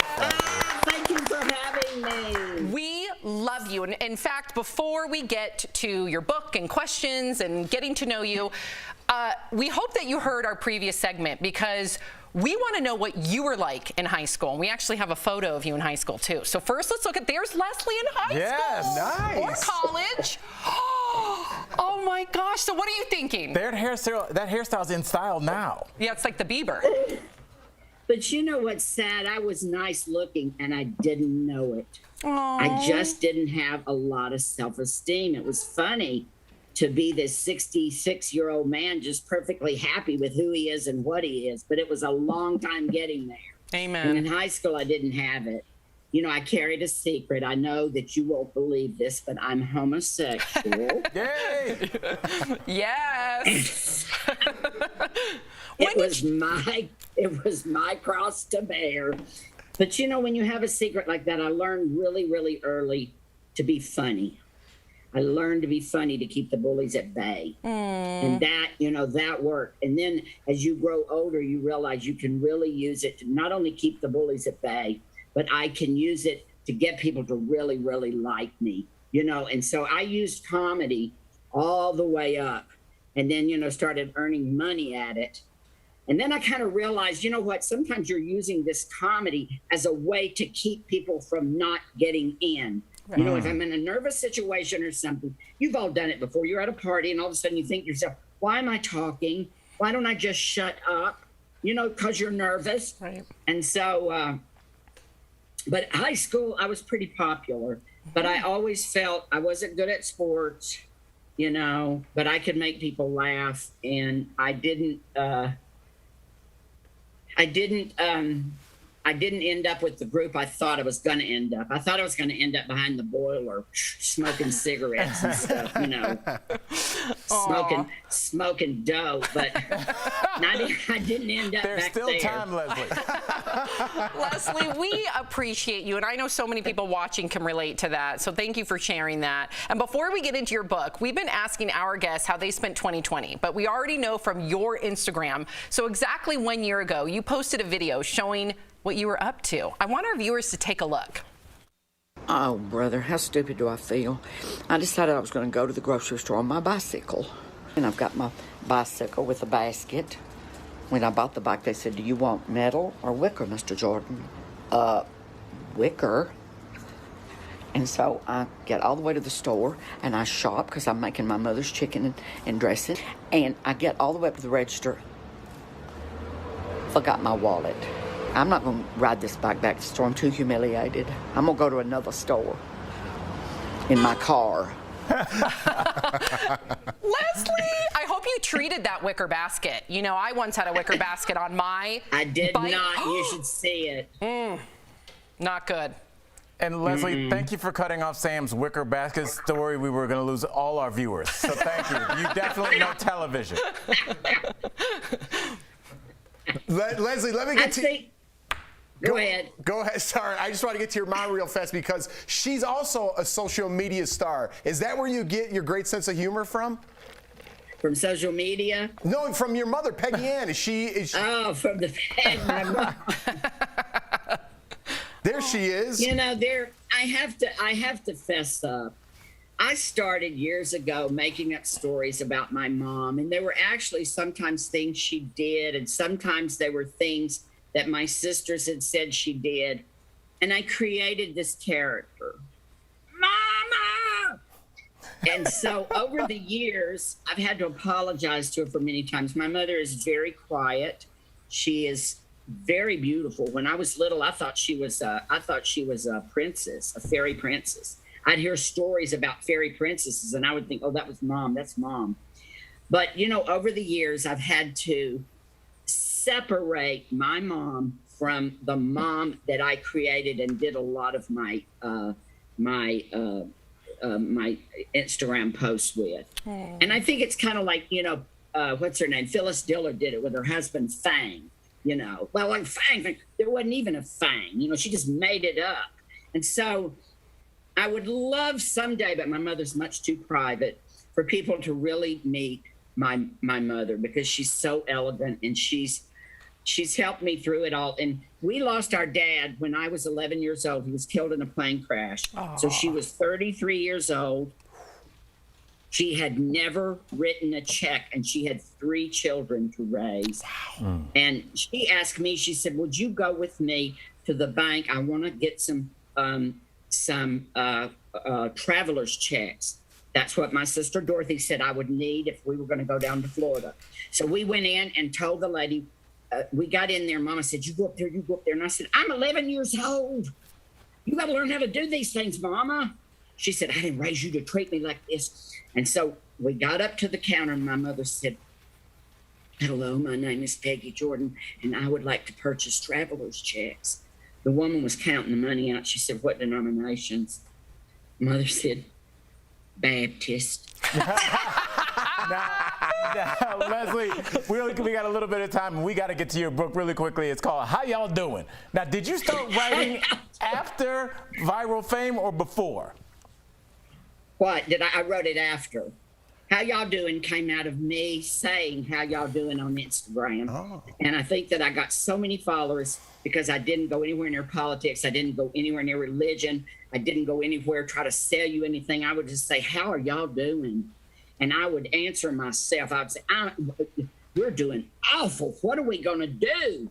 How are we going to get out of this? When is this going to end? Well, how many effing days does April have in it? It's still April. Leslie, we are doing better for having met you, man. We adore you. Thank you so much for joining us, Leslie. And if you want more of Leslie, you guys can buy his new book, How Y'all Doing, wherever books are sold. We appreciate you. We'll be right back. How y'all doing? Promotional consideration is brought to you by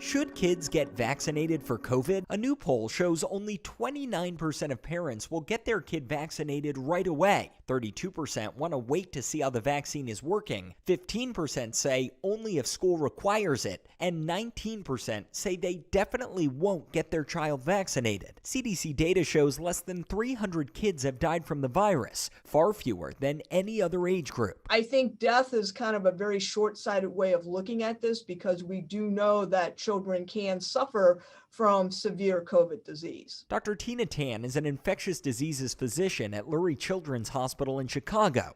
Nationwide, at least 15,000 children have been hospitalized with COVID, according to the American Academy of Pediatrics. We've seen kids as young as 3 months of age hospitalized with COVID in an intensive care unit on a ventilator, and they got the COVID from one of their family members. Pfizer's trial tested their vaccine on more than 1,100 kids aged 12 to 15, and early results show none of them got COVID. Moderna gave their vaccine to more than 2,000 kids 12 to 17, and they've seen 96% efficacy. It is the best way to protect them against COVID-19 disease. Experts are also concerned about kids spreading the virus. The newest CDC data shows far more COVID cases among children than seniors. They can give the virus to others. Dr. William Schaffner is an infectious disease specialist at Vanderbilt University. Remember, there are children and adults who are immunocompromised,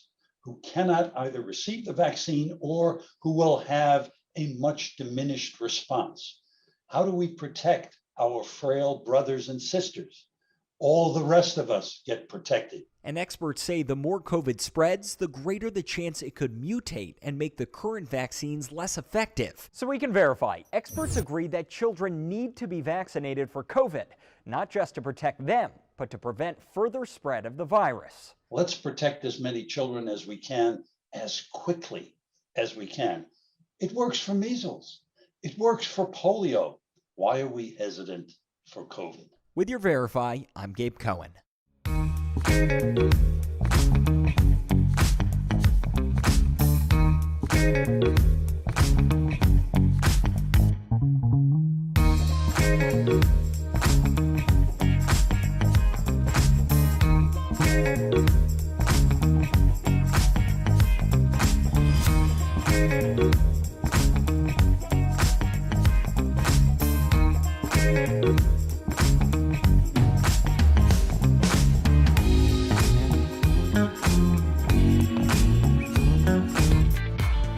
If you're leaving us, you can watch the second half of the show on Facebook or YouTube. But if you're sticking around, here's what's coming up. Tina Turner finally gets inducted into the Rock and Roll Hall of Fame as a solo act. What took so long? Plus, Ellen's time is up. We'll tell you when her talk show is ending when DBL comes back.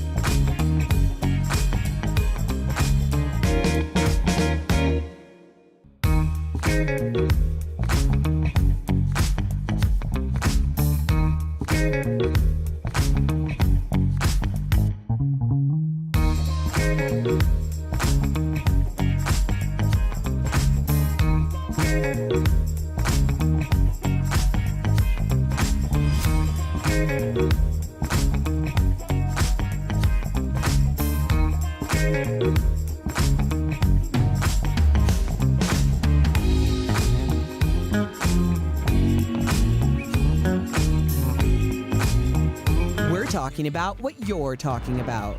Real, honest, entertaining, live. DBL starts right now.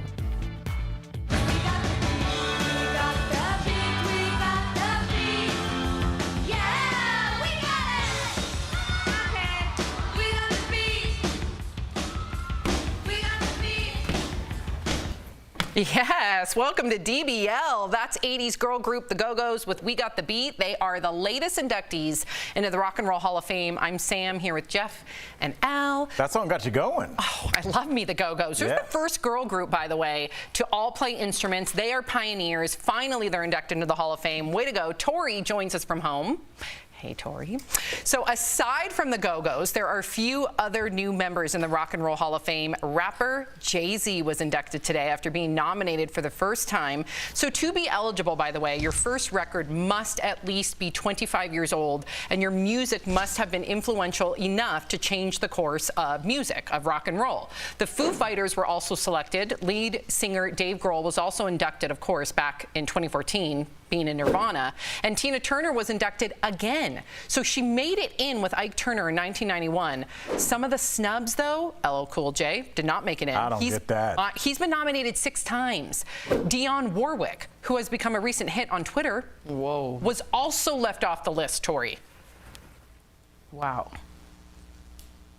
Anything else, Tori? Whoa, oh, and sorry, wow. I thought you were Tori, welcome to DBL. This is a continuing. talk show we do. I know, I thought you were continuing. I didn't want to interrupt, and I'm on a very bad delay today. Oh, I yeah, of apologize. course. I just want to say, I find it interesting that Tina Turner, after that whole divorce with Ike Turner, all she wanted was her name, right? All she wanted was Tina Turner. She couldn't care less about anything else, and finally that name gets to be put in the Rock and Roll Hall of Fame, so I'm just very pleased to see that. But Dionne Warwick, let's get with it. Yeah, I'm going to go to bat for LL Cool J here. Obviously, he's well known. A lot of people strangely just know him as an actor now, which is crazy to me. If you born at a certain time, you don't know him when he was a rapper. And I know, it's crazy. But, I think about when my female cousins and my sister, when LL was out, and that was the first time I saw young women react to how good looking he was, but guys liked his music as well. And I feel like he brought in 51% of the population that had been listening to rap music but really didn't have like a sex. He was a sex symbol. He's a good looking guy, but guys still liked him too. And he was the first guy to kind of show that like, hey, there's also a ton of female hip hop fans and they need to be catered to. And then here comes Salt and Pepper and female groups. So I think he's a pioneer in that area. I think you should get into it. I love LL. So do ladies. Yes, the ladies love LL. Yeah, I went with the joke there. But anyways, how cool is it to get in twice? I know. You LL can't even get in, and he's like, David Grohl got in twice? I know. Come on. Let's take Ike Turner out. Okay, and that leaves up a space right there. There you go. Good idea. Okay, so big news in the world of daytime TV. Ellen DeGeneres has announced that the next season of her talk show will be her last. So Ellen told The Hollywood Reporter that as a creative person, her longtime talk show is just not a challenge anymore. Ellen has faced ongoing criticism after allegations of bullying and toxic behavior behind the scenes surfaced last year. But Ellen said the plan to end her show after 19 seasons was in place before all the drama came to light. Do you believe that, Jeff? I don't. And unfortunately, I love Ellen. You know what I mean? She's apologized for what she done. I won't slam her, don't worry. She's apologized for what she done. She sent me to Australia right? When I Tell was everybody on that the show. story. I was just an audience That's member on the right. show when I was in LA, and I was trying to get Jordan like used to LA. I'm like, we got so many cool things here. Let's go to Ellen show. And the one show we went to, they sent the whole audience to Australia. But anyways, back to Ellen. I think her ratings are going down. I think she tried to make a comeback and build her name back up. I think she got smeared through, you know, the tabloids, and she wanted to go out on top. I'm sure after 19 years, she is a little tired of it creatively. It's not that challenging for her anymore. But I think she wanted to go out on top, and the numbers just aren't showing that. And so I think she's just washing her hands of this. Yeah, I mean, no matter how you feel about Ellen, she is a pioneer in this space. And you don't forget, like when she came out and she had the cover, "Yep, I'm gay."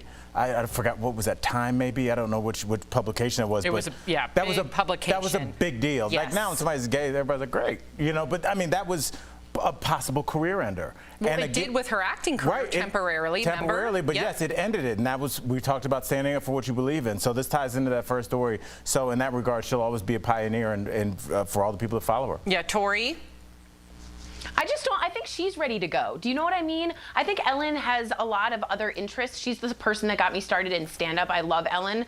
I didn't like the way some people were treated maybe at Ellen that I knew personally, but I think Ellen's ready to spread her wings elsewhere. I think doing the same thing over and over again can get tiresome for someone super creative. So go blossom elsewhere and be degenerous elsewhere. Yeah, you didn't commit right at the end and then just fell apart. We still love you. Okay, so we're now on day 3, you guys, of a search for a missing tiger that escaped from a home in Houston. The tiger has been seen around the neighborhood. Wow. Oh my gosh, just chilling on the grass, prowling around. There was even a confrontation with a man and a gun. One man was arrested, but he claimed that the tiger wasn't even his. It's currently illegal to own a tiger as a pet in Houston, by the way. So now Tiger King star Carol Baskin is weighing in on all of this. The Big Cat Rescue founder spoke to CNN. Have a listen.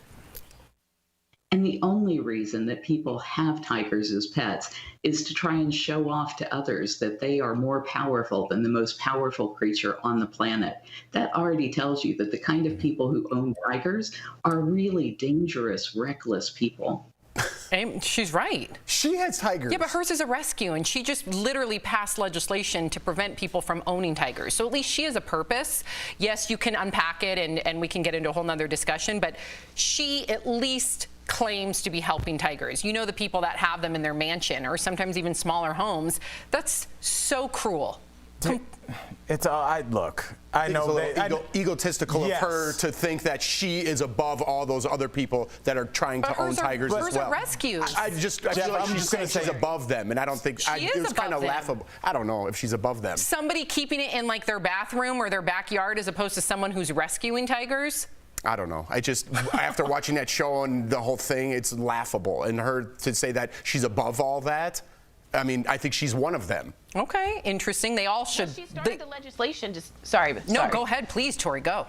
No, the Big Cats Protection Act is something that she's actually passing and trying to get through legislation to make it illegal. And I worry about her sanctuary, but at least it wasn't kept in a house. And I like her message and her mission. I think she might be a little cray-cray, but I like her message. I didn't know you guys were related to the cat lady.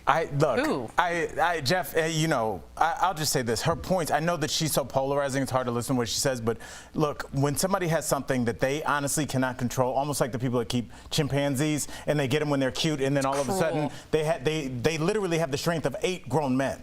You know, and so once these things get out, they can't stop them, and we can't. And it's like, what if your kids are outside? Right. What if you see it and swerve? I mean, these are like really dangerous. It's like almost like having 10,000 fireworks in your house. Yeah, it's fine until it's not. It's not safe, number one, and number two, it is not. Wait, is it? It's was not that ethical not clear, for the Tori? animal. Okay, we got to go to the next story. No, Sam, I want her to. No, what was the confusion? I said that there was something dangerous in your house, and I made it analogous to fireworks that weren't lit yet. Now, what was the consternation? Because a tiger has feelings, and I feel bad for the tiger. I don't necessarily feel bad for the fireworks, so it's not a great analogy. Let's be honest. I'm with Tori. I didn't know we were weaving in feelings into this analogy. You should, because it's a live animal. You gotta consider that too. So I'm with you, Tori. Thank you. Good job, Tori. Okay. Before we go, we want to give a shout out to a young golfer making sports history. 22-year-old Amy Bacher-Stedt is the first golfer with Down syndrome to play in a national college championship. Amy and her team are currently competing in the tournament in Florida. In 2017, Amy also became the first Arizona student with Down syndrome to receive an athletic scholarship. Huge congrats to you, Amy. Well done. Now, Jeff, you're a big golfer. I don't know much about golf at all. I was admiring that swing. I was admiring the calmness and the follow through. I'm not even kidding. That was a great swing, and I could learn a couple of things. Because when I go out there, I'm like, just nice and easy, nice and easy. And I'm like, I get like some visions of me. Sometimes some things that happen in the show, and I smash it. And just think about the representation, right? We always talk about representation on this show. Think about some of the young kids at home that may have a disability that makes them feel like that they are not able to accomplish whatever dreams they want. Then they see Amy. So this is just incredible. I'm glad that we were able to share this story with you all. And just really quickly, there's a huge Down syndrome community on TikTok. My girl found one, and they make socks, and we ordered 4 pair.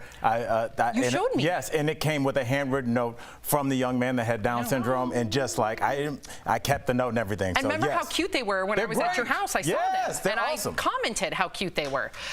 Coming up on DBL, an all-new True Crime Chronicles. Could this man be connected to the 2017 deaths of 2 young friends in Indiana? We're looking deeper into the case, and check out our coworkers working at home. Here they come. There they are. During the pandemic, you are all so appreciated. We miss you. Am I appreciated? You are as well. We'll be right But back. more than them? Not more. Closed captioning provided by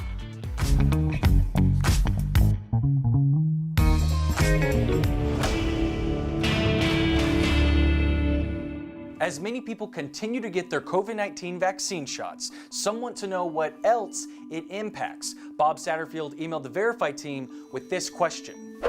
After being fully vaccinated for COVID-19, does donating blood diminish the vaccine's effect? With Verify, we tell you our sources first. We talked with Dr. John Wary from the Penn Institute of Immunology and Dr. Karen Rausch from the Methodist Health System's Department of Pathology. When you get your COVID-19 vaccine, your immune system responds by producing plasma cells, which act as huge factories that continuously make antibodies. You have about 5 liters of blood in your body. Let's use these 1-liter bottles to illustrate. When you donate blood, that only takes out 450 milliliters, or less than half of 1 bottle. This isn't enough to have any impact on the vaccine shot's effectiveness. While you may lose some of the antibodies in your blood, a very small percentage, the important cells that are making those antibodies stay put. And in some cases, a phenomenon called rebound can happen where your body actually makes more antibodies after you donate blood. The body's very good about re-levelizing once something happens to it, and that's certainly the same case for blood donation. So we can verify. Donating blood does not impact the effectiveness of your COVID-19 vaccine shot.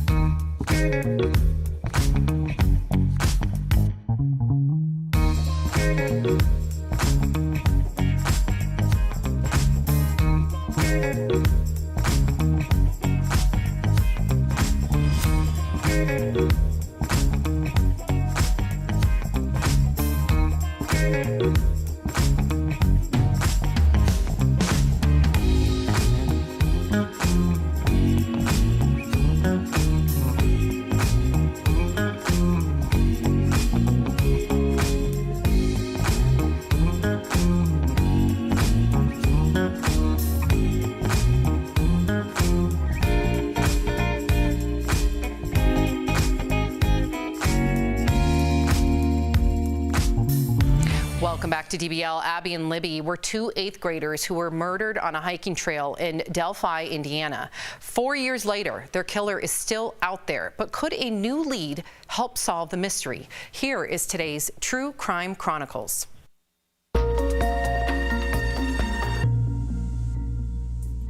Abby Williams and Libby German were 2 young, bright girls.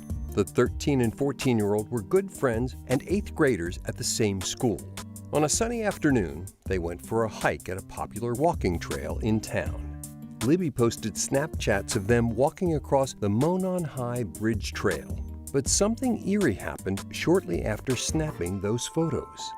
Somebody out there knows something. When Libby's father came to pick the girls up, they were nowhere to be found. Their calls went silent. Abby's family rushed over to help search, but no sign of them. The families called 911, and search crews took over the trails. The next day, a volunteer searcher made a grim discovery near the edge of the water of Deer Creek. It was the girls' bodies, lying just half a mile from where the last Snapchat was taken. It's still as tough as their first day of school. It doesn't get any easier. What happened? The biggest clue all these years has been this photo Libby took on her phone and this audio clip she recorded.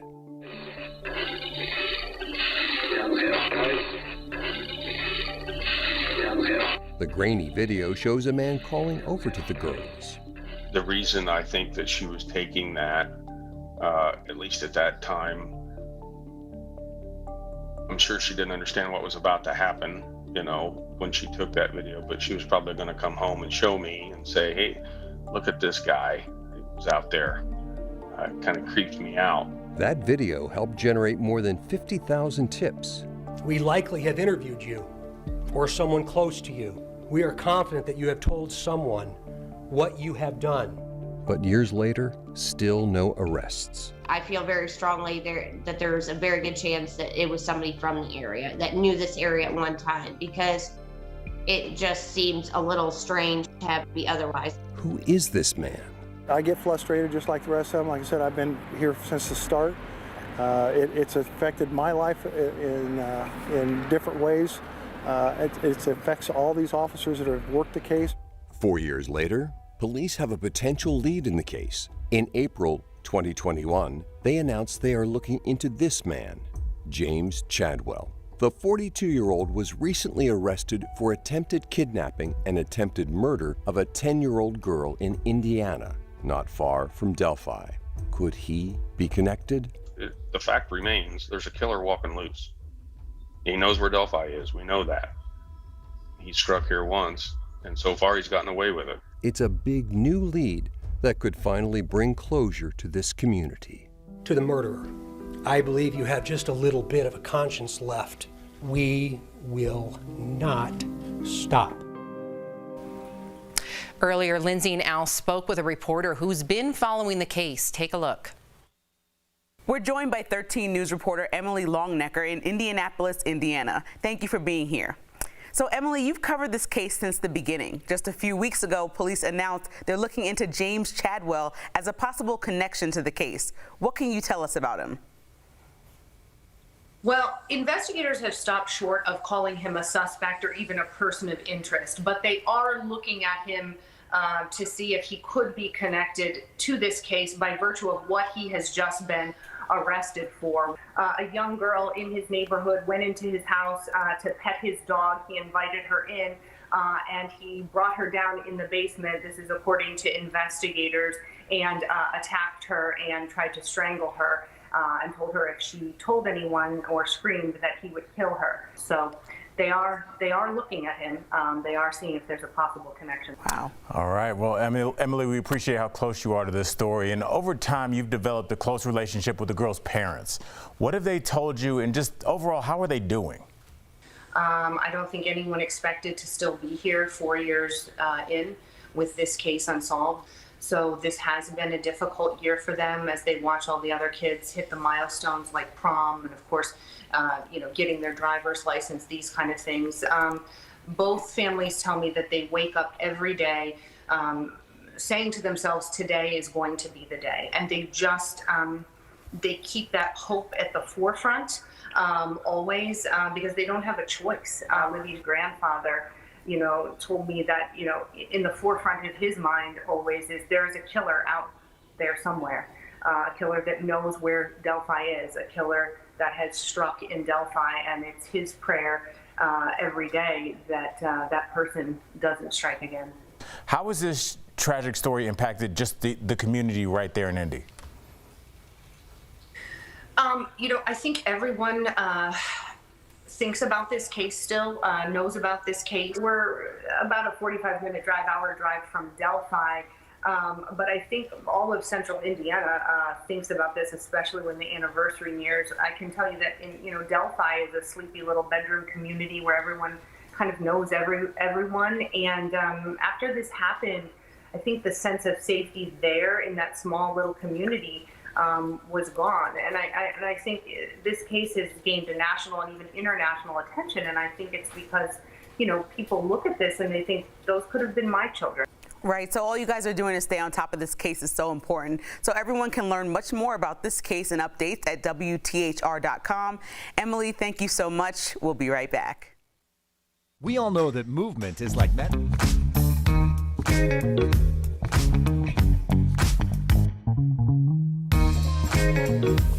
Some companies are scoring big as we see an end to the coronavirus pandemic on the horizon. Those big winners include diet companies. Let's connect the dots. During the COVID quarantine, some of us used that time to hop onto Pelotons or dust off the home gym equipment. Meanwhile, the rest of us turned to comfort food and an extra bottle of wine. A small study found that people who were sheltering in place gained more than a half a pound every 10 days. Now all of us sweatwear Netflix watchers are realizing it's time to put on real pants again. And when that doesn't go well, they're turning to diet plans. That means programs like Noom, which does customized health plans starting at $59 a month, and Weight Watchers, known as WW International, are seeing a big boom in business. Companies that do meal replacement plans are seeing shortages of the most popular foods. That means out-of-stock snacks are going for big bucks on eBay. But experts warn most of these diets can be beneficial in the short term. If you want to keep off your pandemic pounds off for the long term, you have to make realistic changes to your diet and lifestyle. That means retraining how you think about food and hunger, which is a longer commitment than the quick fix diets.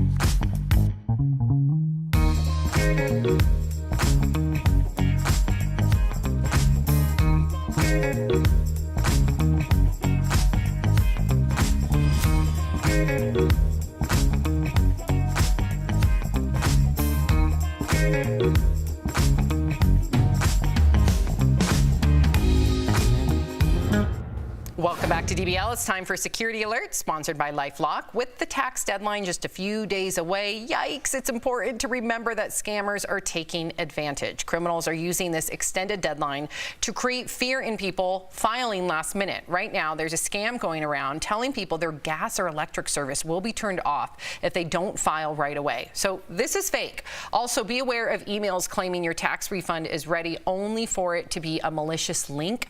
Remember, your refund won't ever come in the form of a link.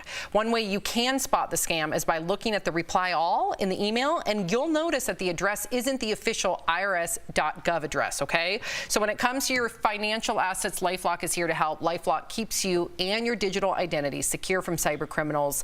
Call 1-800-439-9017 or visit lifelock.com to learn more. Great advice. It's look, I get those emails all the time that just have the subject line, "Is this you?" And you're like, "Oh, because you want to be like, isn't it?" And it's not, But I walk around, and I have for years.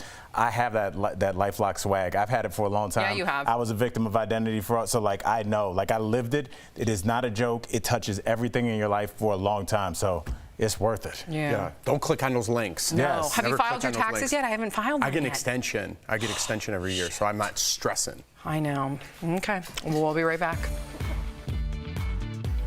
Promotional consideration is brought to you by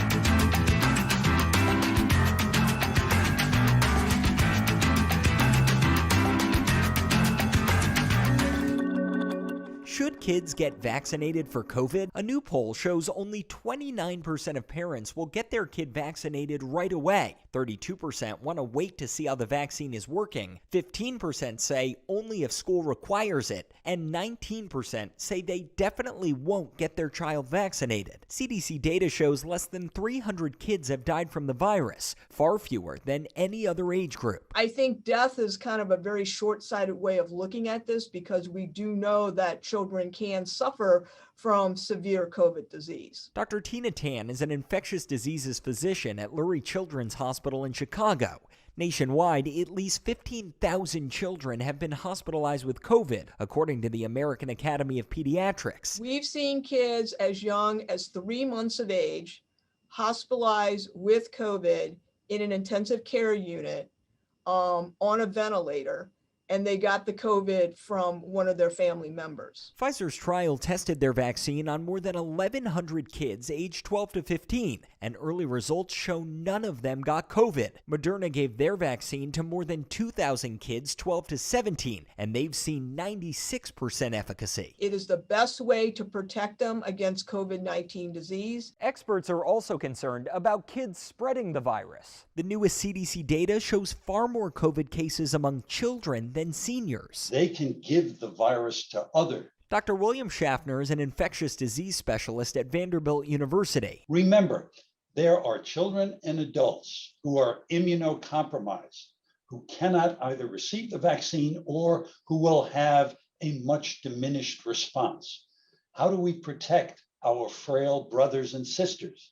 All the rest of us get protected. And experts say the more COVID spreads, the greater the chance it could mutate and make the current vaccines less effective. So we can verify, experts agree that children need to be vaccinated for COVID, not just to protect them, but to prevent further spread of the virus. Let's protect as many children as we can, as quickly as we can. It works for measles. It works for polio. Why are we hesitant for COVID? With your Verify, I'm Gabe Cohen.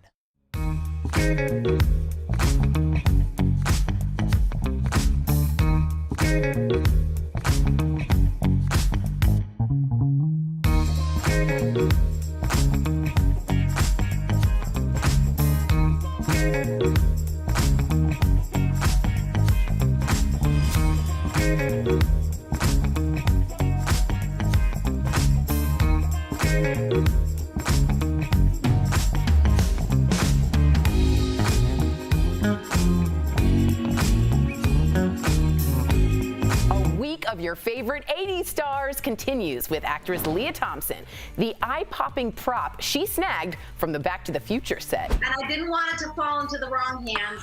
Al, your response? And Dancing with the Stars judge Derek Huff is here live. Can he really pull off a bad guy persona in his new Disney role? That's tomorrow only on DBL. I am so excited. I can't wait. Welcome back to DBL. Tori's back. She has your comments. Tori. Yes, I do.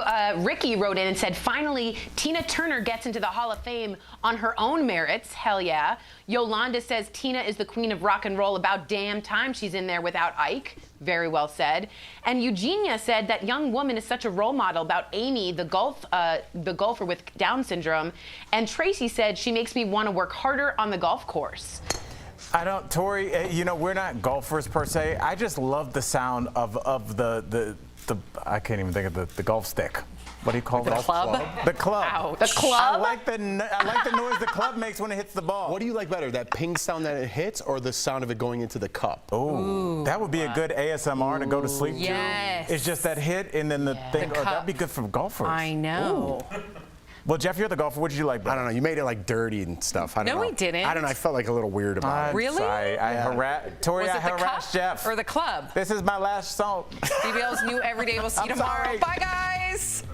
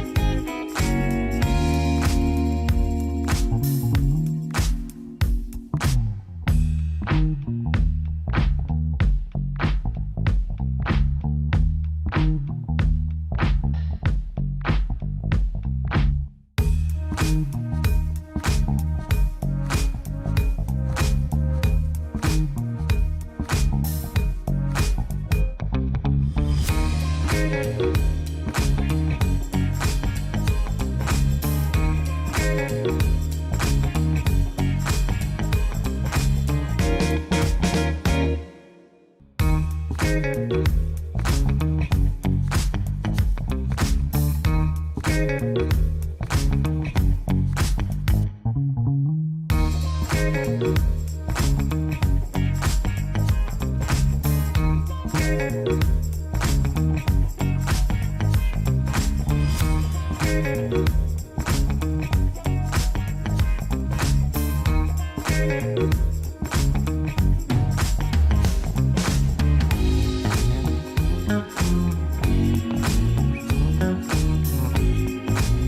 what we're talking about today on Daily Blast Live. Liz Cheney pays the price for sticking up for her values. Would you do the same?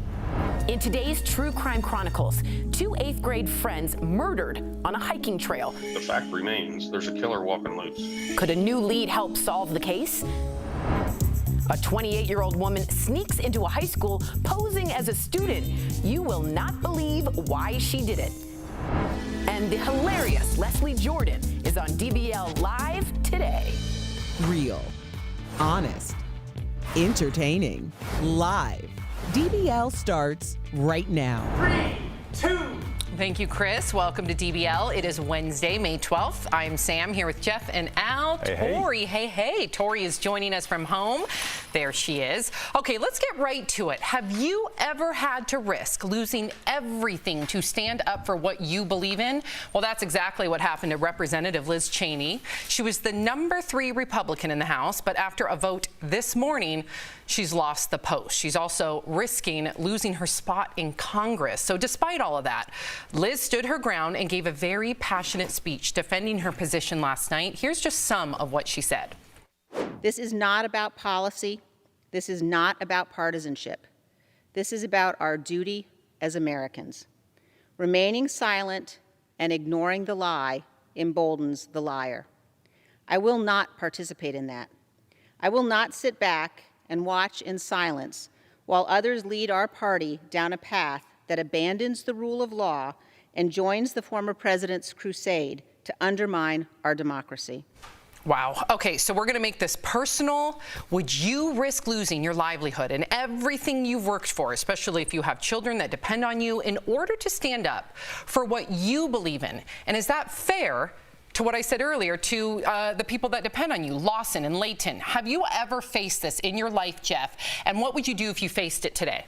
I think I do face it today. I think I face it every day on air, right? I have to bite my tongue on certain situations just because of the time that we live in, right? Nobody wants to hear, and this is being perfectly honest, I have to watch what I say, you know? Not because of our show, because you're afraid of the cancel culture. Exactly. So I think when I was growing up and I didn't have a family, I was too outspoken on things that I believe, sometimes to my detriment, and things that I was even wrong on, right? When I'm in a long-term relationship, now I have kids, I can't actually go in and challenge somebody anymore because of our show, because of social media, and I have to kind of balance what I say, pick my battles, say what I want to say, because I can't get canceled. If I didn't have a family, I'd be much more outspoken. The fact that I do and I have someone depending on me to take care of them, I really have to walk that tightrope. Well, that's honest. It's honest, and it's where a lot of people are. And, you know, unfortunately, I see where you're coming from, Jeff. But, I lived in Miami 10 years, and a buddy of mine who's Cuban said there's a saying in Spanish, as the Cubans say, they say the last 10 seconds when your head hits the pillow is the quietest time of your day, and that's when you think about everything. And if you can be honest with yourself about who you are as a person and how you've behaved, you can sleep that night. And I think Liz Cheney did what she needed to do to sleep that night. And some people, going to sleep at night means biting their tongue, and some people, that means I might have to walk out of here Jerry Maguire style. Wow. And Tori, I look back at, Sam in high school, and I wish I would have been more of an upstander. Now I don't mince words. I always speak up if I see something wrong. But I look back at high school Sam, and I really want to make sure that my Sophie and my Miles are upstanders. But I was scared back then. I didn't want to take the heat of the bully, so to speak. It's a lonely spot to be in. You're all alone. Liz Cheney had the entire Republican Party walk out before she started speaking. It's terribly scary. But I was taught that if you are neutral in times of injustice, you are on the side of the oppressor, and you have to speak up for those who don't have a voice. So, for instance, in college in 2000, I went to Michigan. It was a big frat school. I went to a lot of frat parties. They would use the F word a lot for meaning homosexuals or gays. And I would say, use a different word. I don't want to hear that word in my presence. And I was blackballed. They just hated me. And there was no way I wasn't going to say it. And I'm proud of that, even though it really was a detriment to my friendships in all of college. I'm so proud of you, Tori. Good for you. My husband recently stood up a few times to people using that word. And one of the people, let me tell you, in New York City that said it in the table next to him was a very well-known individual. Wow. And it was very disappointing. And I'm so proud of my husband for speaking up, just like you did, Tori.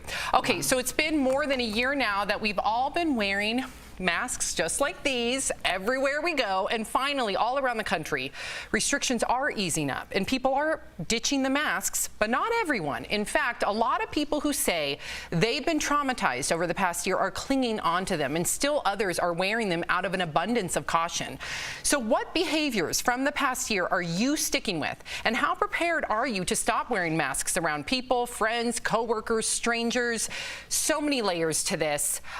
Jeff, what about you? Have you thought about it? Are you going to continue to wear the mask in certain situations, or are you just going to get rid of it? No, I'll continue to wear it. I mean, just an example yesterday, right? I'm a little more lenient on myself when it comes to the outdoors, right? Because that's what the government told us.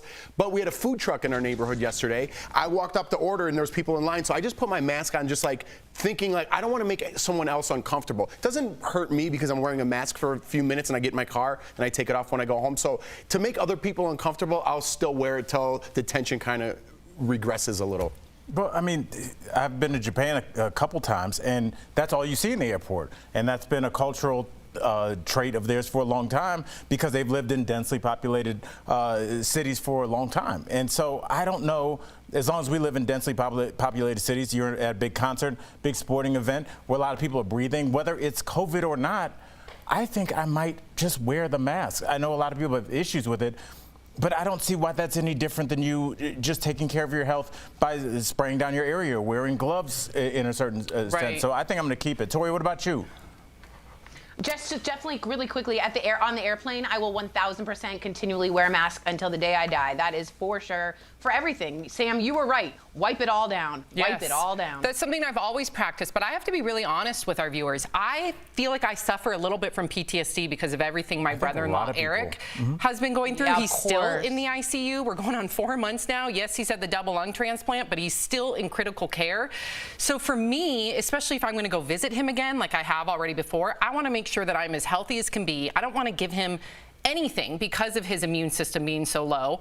And I just look at how COVID affected my family, and I don't know. I look at masks as just life-saving. So I'm going to have to really listen to the CDC, and I'm going to have to check myself because I also don't want to be over-paranoid and have that influence my daughter and my son, you know? So I'm in a weird position where I know. I might need to... Just throw the mask on until you don't feel like you need to anymore, no matter how many years it takes. I know.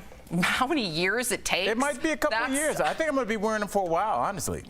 I think we should listen to the professionals. Okay, so coming up on DBL, the newest inductees into the Rock and Roll Hall of Fame have been picked. Why it's the most diverse list in history.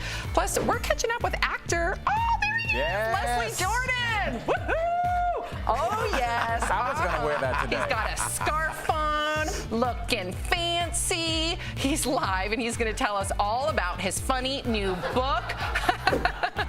And like something out of a movie, a 28-year-old woman poses as a high school student. How she got caught? Coming up next. Closed captioning provided by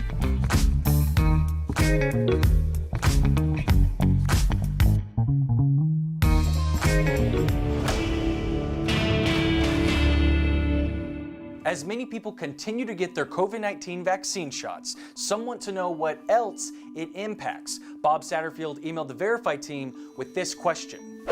After being fully vaccinated for COVID-19, does donating blood diminish the vaccine's effect? With Verify, we tell you our sources first. We talked with Dr. John Wary from the Penn Institute of Immunology and Dr. Karen Rausch from the Methodist Health System's Department of Pathology. When you get your COVID-19 vaccine, your immune system responds by producing plasma cells, which act as huge factories that continuously make antibodies. You have about 5 liters of blood in your body. Let's use these 1-liter bottles to illustrate. When you donate blood, that only takes out 450 milliliters, or less than half of 1 bottle. this isn't enough to have any impact on the vaccine shot's effectiveness. While you may lose some of the antibodies in your blood, a very small percentage, the important cells that are making those antibodies stay put. And in some cases, a phenomenon called rebound can happen where your body actually makes more antibodies after you donate blood. The body's very good about re-levelizing once something happens to it, and that's certainly the same case for blood donation. So we can verify, donating blood does not impact the effectiveness of your COVID-19 vaccine shot.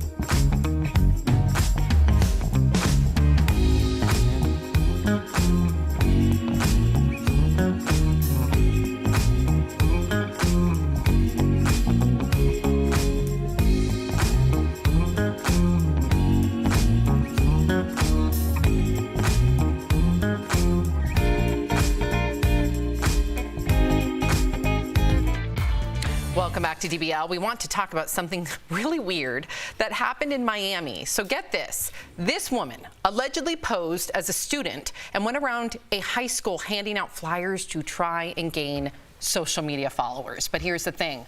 She's 28.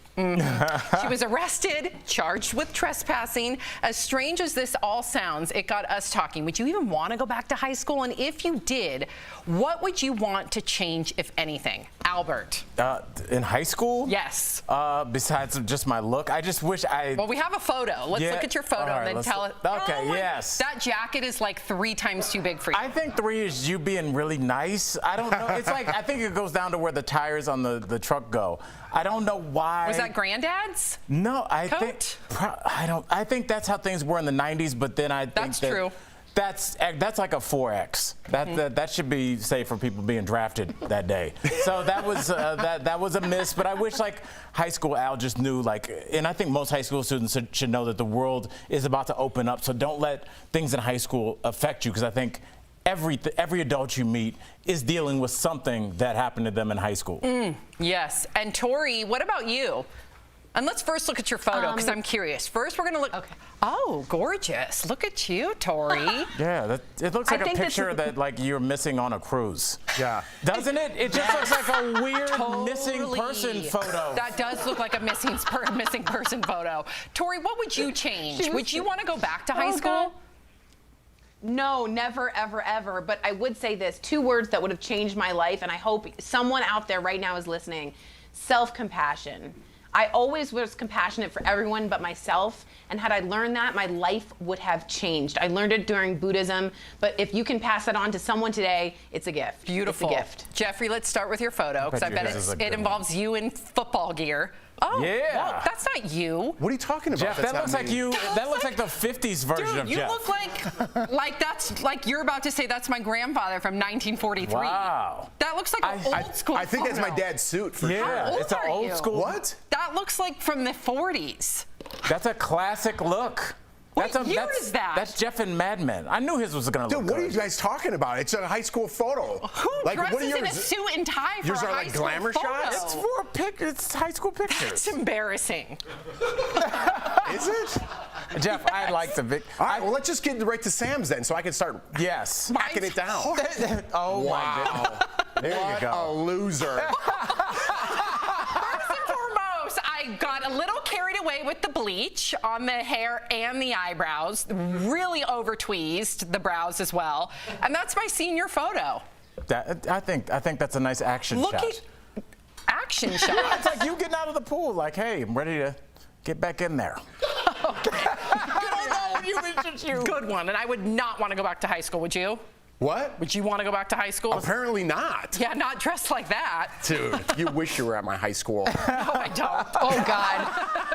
Coming up on DBL, we are talking live. There he is. Yes. Oh, my gosh. Now he's got a bandana on. Okay. Thugged out. He's... Yeah. Oh, that's okay. Yep, you got caught on camera. It's legal, Leslie. It's legal. You're good. I love this guy. Get ready to laugh with Leslie Jordan when we get back. Some companies are scoring big as we see an end to the coronavirus pandemic on the horizon. Those big winners include diet companies. Let's connect the dots. During the COVID quarantine, some of us use that time to hop onto Pelotons or dust off the home gym equipment. Meanwhile, the rest of us turn to comfort food and an extra bottle of wine. A small study found that people who were sheltering in place gained more than a half a pound every 10 days. Now all of us sweat-wearing Netflix watchers are realizing it's time to put on real pants again. And when that doesn't go well, they're turning to diet plans. That means programs like Noom, which does customized health plans starting at $59 a month, and Weight Watchers, known as WW International, are seeing a big boom in business. Companies that do meal replacement plans are seeing shortages of the most popular foods. That means out-of-stock snacks are going for big bucks on eBay. But experts warn most of these diets can be beneficial in the short term. If you want to keep off your pandemic pounds off for the long term, you have to make realistic changes to your diet and lifestyle. That means retraining how you think about food and hunger, which is a longer commitment than the quick fix diets.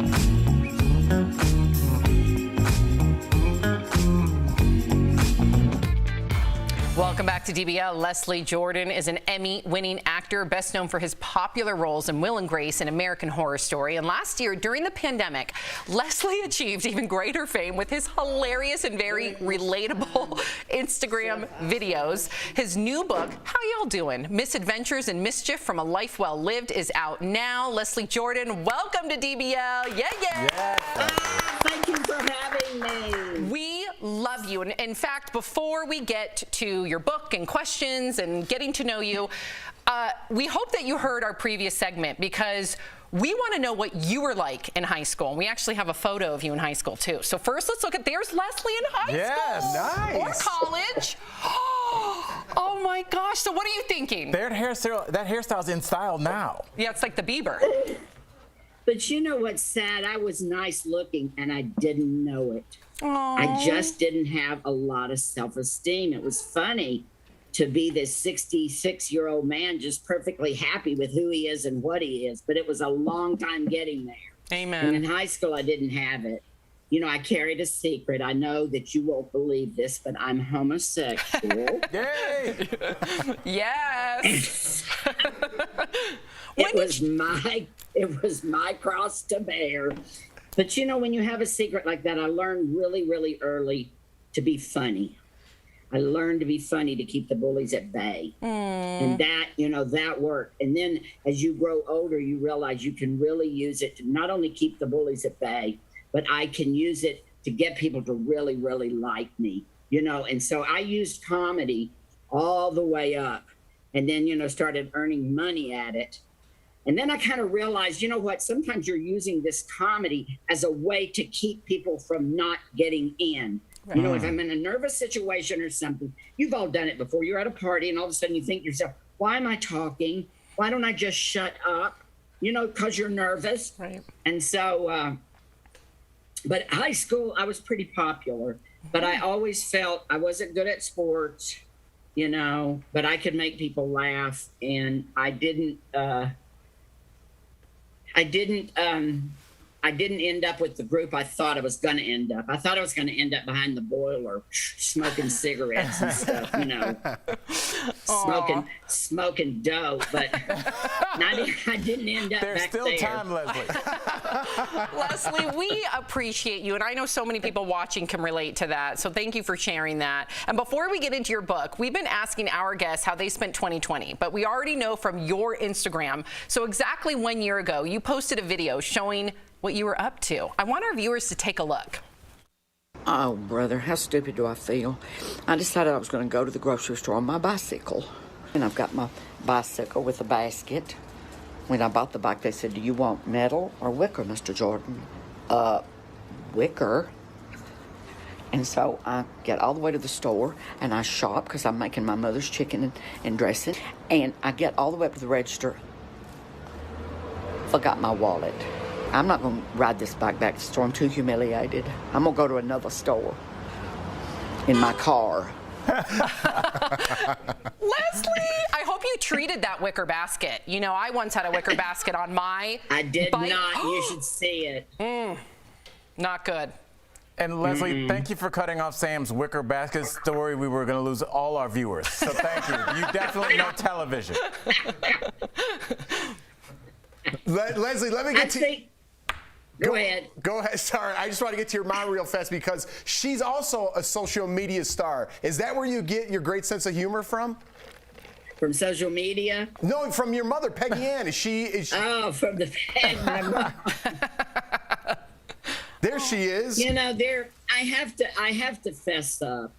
I started years ago making up stories about my mom, and they were actually sometimes things she did, and sometimes they were things that my sisters had said she did. And I created this character, Mama!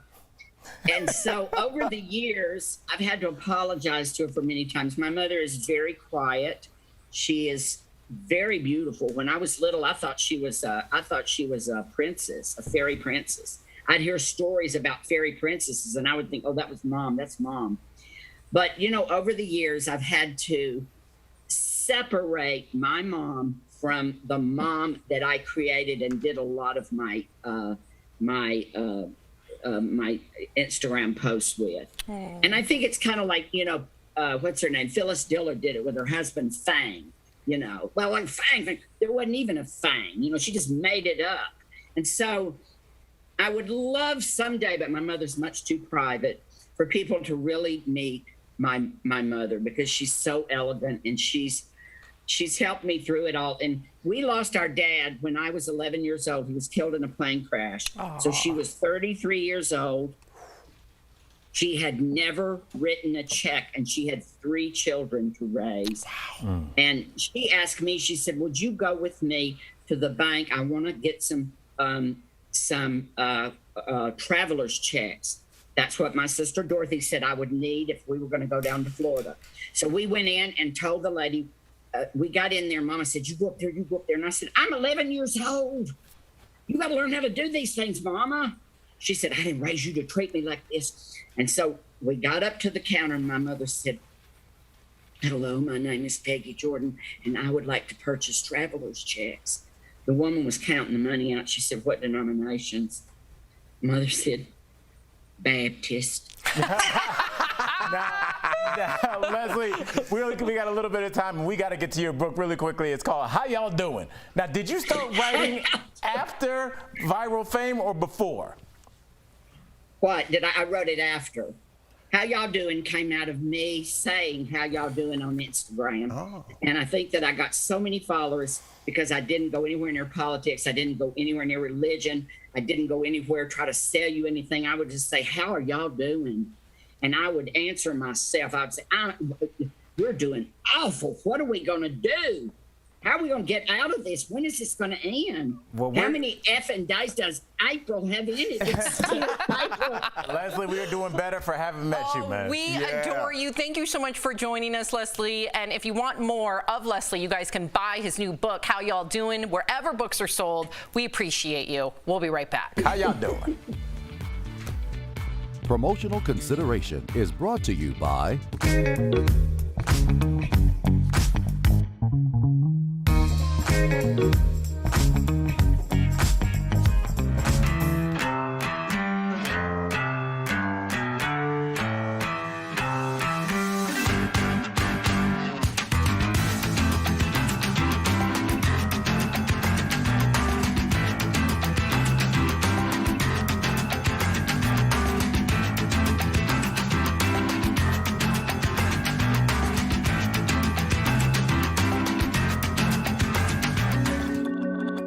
Should kids get vaccinated for COVID? A new poll shows only 29% of parents will get their kid vaccinated right away. 32% want to wait to see how the vaccine is working. 15% say only if school requires it. And 19% say they definitely won't get their child vaccinated. CDC data shows less than 300 kids have died from the virus, far fewer than any other age group. I think death is kind of a very short-sighted way of looking at this because we do know that children can suffer from severe COVID disease. Dr. Tina Tan is an infectious diseases physician at Lurie Children's Hospital in Chicago.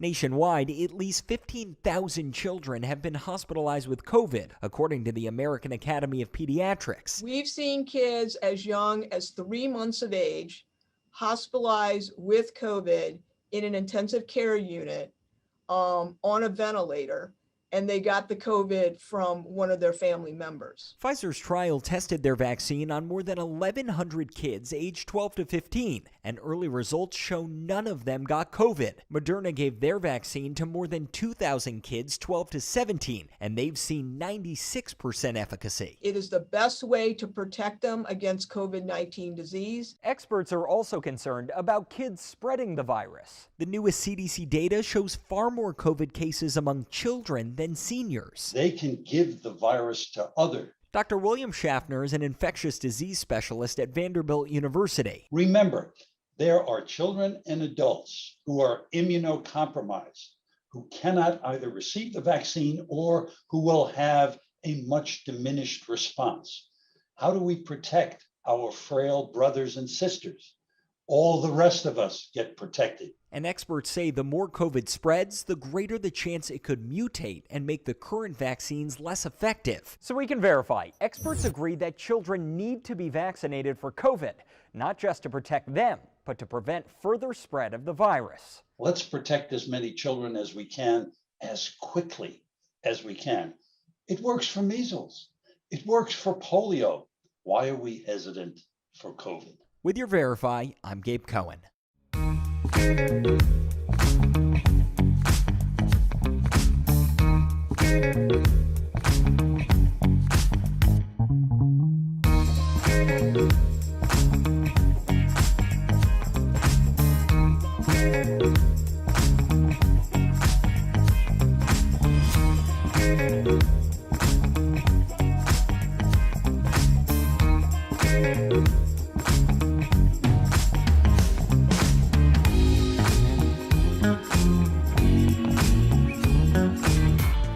If you're leaving us, you can watch the second half of the show on Facebook or YouTube. But if you're sticking around, here's what's coming up. Tina Turner finally gets inducted into the Rock and Roll Hall of Fame as a solo act. What took so long? Plus, Ellen's time is up.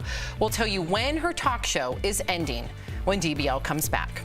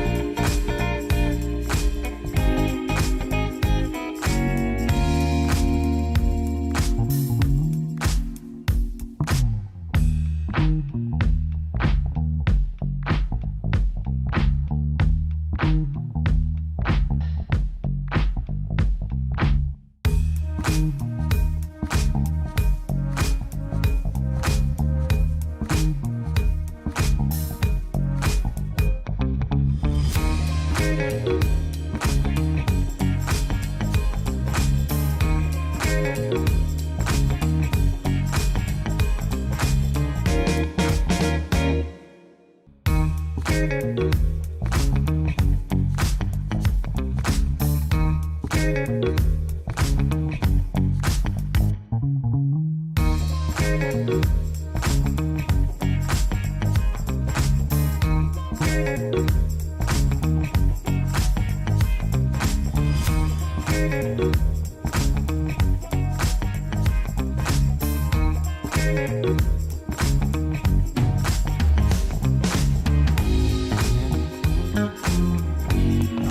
what you're talking about.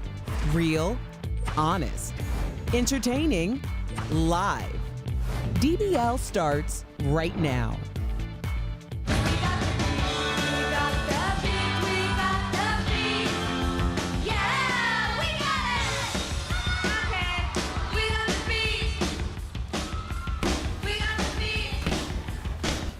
Yes, welcome to DBL. That's 80s girl group The Go-Go's with We Got the Beat. They are the latest inductees into the Rock and Roll Hall of Fame. I'm Sam here with Jeff and Al. That song got you going. Oh, I love me The Go-Go's. They're the first girl group, by the way, to all play instruments. They are pioneers. Finally, they're inducted into the Hall of Fame. Way to go. Tori joins us from home.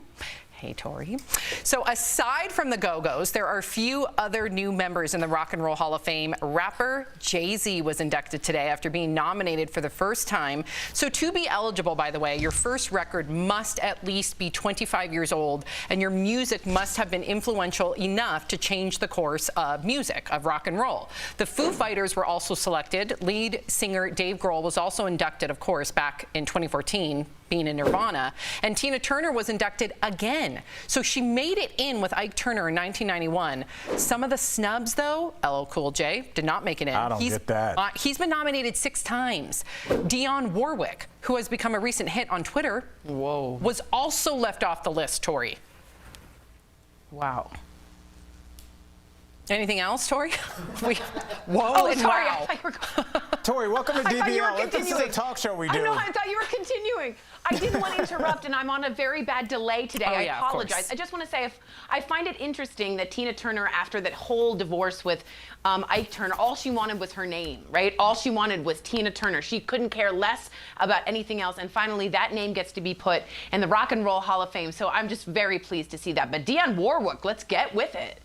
Yeah, I'm going to go to bat for LL Cool J here. Obviously, he's well known. A lot of people strangely just know him as an actor now, which is crazy to me. If you were born at a certain time, you don't know him when he was a rapper. And I know, it's crazy. But, I think about when my female cousins and my sister, when LL was out, and that was the first time I saw young women react to how good looking he was, but guys liked his music as well.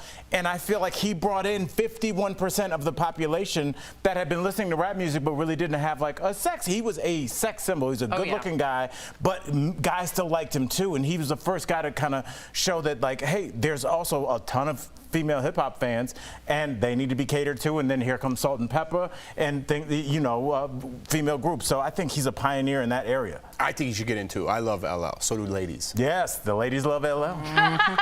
Yeah, I went with the joke there. But anyways, how cool is it to get in twice? I know. LL can't even get in, and he's like, David Grohl got in twice? I know. Come on. Let's take Ike Turner out. Okay, and that leaves up a space right there. There you go. Good idea. Okay, so big news in the world of daytime TV. Ellen DeGeneres has announced that the next season of her talk show will be her last. So Ellen told The Hollywood Reporter that as a creative person, her longtime talk show is just not a challenge anymore. Ellen has faced ongoing criticism after allegations of bullying and toxic behavior behind the scenes surfaced last year. But Ellen said the plan to end her show after 19 seasons was in place before all the drama came to light. Do you believe that, Jeff? I don't. And unfortunately, I love Ellen. You know what I mean? She's apologized for what she done. I won't slam her, don't worry. She's apologized for what she's done. She sent me to Australia, right, when I was on the show. I was just an audience member on the show when I was in LA, and I was trying to get Jordan used to LA. I'm like, we got so many cool things here. Let's go to Ellen's show. And the one show we went to, they sent the whole audience to Australia. But anyways, back to Ellen. I think her ratings are going down. I think she tried to make a comeback and build her name back up. I think she got smeared through, the tabloids, and she wanted to go out on top. I'm sure after 19 years, she is a little tired of it creatively. It's not that challenging for her anymore. But I think she wanted to go out on top, and the numbers just aren't showing that. And so I think she's just washing her hands of this. Yeah, I mean, no matter how you feel about Ellen, she is a pioneer in this space. And you don't forget, like, when she came out and she had the cover, Yep, I'm Gay. I forgot, what was that, Time maybe? I don't know which publication it was. It but was a big publication. That was a big deal. Yes. Like, now when somebody's gay, everybody's like, great. You know, but I mean, that was a possible career ender. Well, and it did with her acting career temporarily. Temporarily, remember? but yes, it ended it. And that was, we talked about standing up for what you believe in. So this ties into that first story. So in that regard, she'll always be a pioneer and for all the people that follow her. Yeah, Tori? I think she's ready to go. Do you know what I mean? I think Ellen has a lot of other interests. She's the person that got me started in stand-up. I love Ellen. I didn't like the way some people were treated maybe at Ellen that I knew personally, but I think Ellen's ready to spread her wings elsewhere. I think doing the same thing over and over again can get tiresome for someone super creative. So go blossom elsewhere and be degenerous elsewhere. Yeah, you didn't commit right at the end and then just fell apart. We still love you. Okay, so we're now on day 3, you guys, of a search for a missing tiger that escaped from a home in Houston. The tiger has been seen around the neighborhood. Wow. Oh my gosh, just chilling on the grass, prowling around. There was even a confrontation with a man and a gun. One man was arrested, but he claimed that the tiger wasn't even his. It's currently illegal to own a tiger as a pet in Houston, by the way. So now Tiger King star Carol Baskin is weighing in on all of this. The Big Cat Rescue founder spoke to CNN. Have a listen. And the only reason that people have tigers as pets is to try and show off to others that they are more powerful than the most powerful creature on the planet. That already tells you that the kind of people who own tigers are really dangerous, reckless people. She's right. She has tigers. Yeah, but hers is a rescue, and she just literally passed legislation to prevent people from owning tigers. So at least she has a purpose. Yes, you can unpack it, and we can get into a whole nother discussion, but she at least claims to be helping tigers. You know, the people that have them in their mansion or sometimes even smaller homes. That's so cruel. It's look. I know it's egotistical of her to think that she is above all those other people that are trying to own tigers as well. Rescues. I feel like she's saying she's above them, and I don't think it was kind of laughable. I don't know if she's above them. Somebody keeping it in like their bathroom or their backyard as opposed to someone who's rescuing tigers. I don't know. After watching that show and the whole thing, it's laughable. And her to say that she's above all that, I mean, I think she's one of them. Okay, interesting. They all should. Well, she started the legislation. Sorry. No, go ahead, please, Tori. Go. No, the Big Cats Protection Act is something that she's actually passing and trying to get through legislation to make it illegal. And I worry about her sanctuary, but at least it wasn't kept in a house. And I like her message and her mission. I think she might be a little cray-cray, but I like her message. I didn't know you guys were related to the cat lady. Jeff, you know, I'll just say this. Her points, I know that she's so polarizing, it's hard to listen to what she says, but look, when somebody has something that they honestly cannot control, almost like the people that keep chimpanzees and they get them when they're cute, and then all of a sudden they literally have the strength of 8 grown men. You know, and so once these things get out, they can't stop them, and we can't. And it's like, what if your kids are outside? Right. What if you see it and swerve? I mean, these are like really dangerous. It's like almost like having 10,000 fireworks in your house. Yeah. It's fine until it's not. It's not safe, number one, and number two, it is not. Wait, is it? It's was not that ethical not clear, for Tori? the animal. Okay, we got to go to the next story. No, Sam, I want her to. No, what was the confusion? I said that there was something dangerous in your house, and I made it analogous to fireworks that weren't lit yet. Now, what was the consternation? Because a tiger has feelings, and I feel bad for the tiger. I don't necessarily feel bad for the fireworks, so it's not a great analogy. Let's be honest. I'm with Tori. I didn't know we were weaving in feelings into this analogy. You should, because it's a live animal. You gotta consider that too. So I'm with you, Tori. Thank you. Good job, Tori. Okay. Before we go, we want to give a shout out to a young golfer making sports history. 22-year-old Amy Bacher-Stedt is the first golfer with Down syndrome to play in a national college championship. Amy and her team are currently competing in the tournament in Florida. In 2017, Amy also became the first Arizona student with Down syndrome to receive an athletic scholarship. Huge congrats to you, Amy. Well done. Now, Jeff, you're a big golfer. I don't know much about golf at all. I was admiring that swing. Really? I was admiring the calmness and the follow through. I'm not even kidding. That was a great swing, and I could learn a couple of things. Because when I go out there, I'm like, just nice and easy, nice and easy. And I'm like, I get like some visions of me. Sometimes some things that happen in the show, and I smash it. And just think about the representation, right? We always talk about representation on this show. Think about some of the young kids at home that may have a disability that makes them feel like that they are not able to accomplish whatever dreams they want. Then they see Amy. So this is just incredible. I'm glad that we were able to share this story with you all. And just really quickly, there's a huge Down syndrome community on TikTok. My girl found one, and they make socks, and we ordered 4 pair. You showed me. Yes, and it came with a handwritten note from the young man that had Down syndrome, and just like I kept the note and everything. And so, remember yes. how cute they were when I was at your house. I saw them, and I commented how cute they were. Coming up on DBL, an all-new True Crime Chronicles. Could this man be connected to the 2017 deaths of 2 young friends in Indiana? We're looking deeper into the case, and check out our coworkers working at home. Here they come. There they are. During the pandemic, you are all so appreciated. We miss you. Am I appreciated? You are as well. We'll be right but back. More than them? Not more. Closed captioning provided by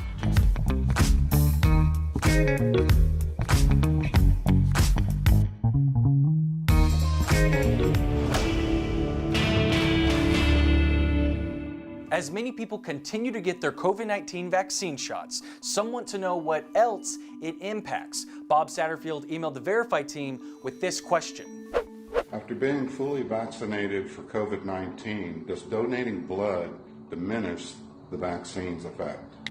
With Verify, we tell you our sources first. We talked with Dr. John Wary from the Penn Institute of Immunology and Dr. Karen Rausch from the Methodist Health System's Department of Pathology. When you get your COVID-19 vaccine, your immune system responds by producing plasma cells, which act as huge factories that continuously make antibodies. You have about 5 liters of blood in your body. Let's use these 1-liter bottles to illustrate. When you donate blood, that only takes out 450 milliliters, or less than half of 1 bottle. This isn't enough to have any impact on the vaccine shot's effectiveness. While you may lose some of the antibodies in your blood, a very small percentage, the important cells that are making those antibodies stay put.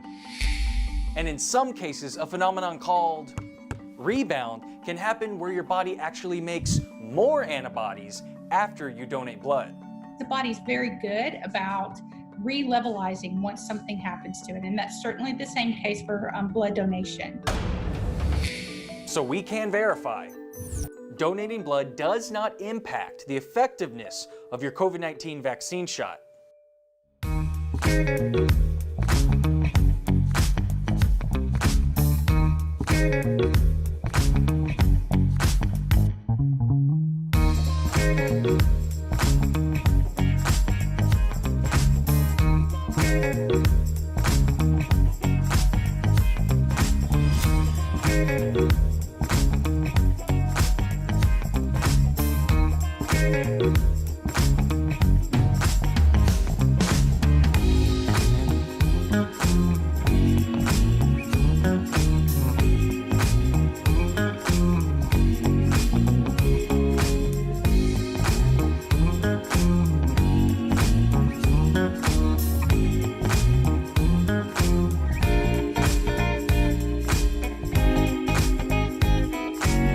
Welcome back to DBL. Abby and Libby were 2 8th graders who were murdered on a hiking trail in Delphi, Indiana. 4 years later, their killer is still out there. But could a new lead help solve the mystery? Here is today's True Crime Chronicles.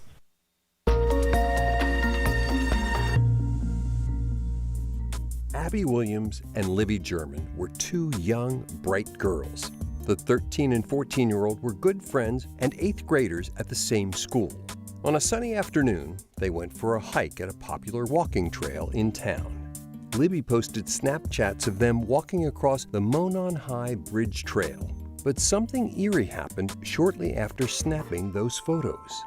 Somebody out there knows something. When Libby's father came to pick the girls up, they were nowhere to be found.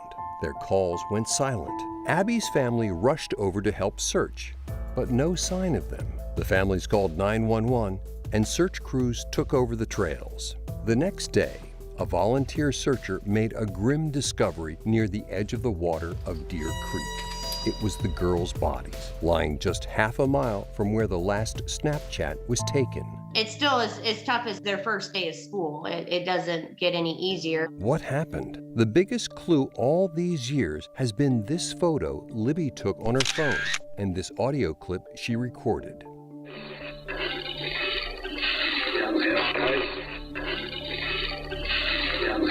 The grainy video shows a man calling over to the girls. The reason I think that she was taking that, at least at that time, I'm sure she didn't understand what was about to happen, you know, when she took that video, but she was probably going to come home and show me and say, hey, look at this guy who's out there. Kind of creeped me out.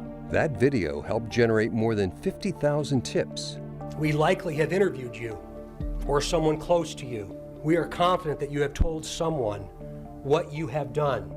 But years later, still no arrests. I feel very strongly that there's a very good chance that it was somebody from the area that knew this area at one time, because it just seems a little strange to have it be otherwise. Who is this man? I get frustrated just like the rest of them. Like I said, I've been here since the start. It's affected my life in different ways. It affects all these officers that have worked the case. 4 years later, police have a potential lead in the case. In April 2021, they announced they are looking into this man, James Chadwell. The 42-year-old was recently arrested for attempted kidnapping and attempted murder of a 10-year-old girl in Indiana, not far from Delphi. Could he be connected? The fact remains, there's a killer walking loose. He knows where Delphi is. We know that. He struck here once, and so far he's gotten away with it. It's a big new lead that could finally bring closure to this community.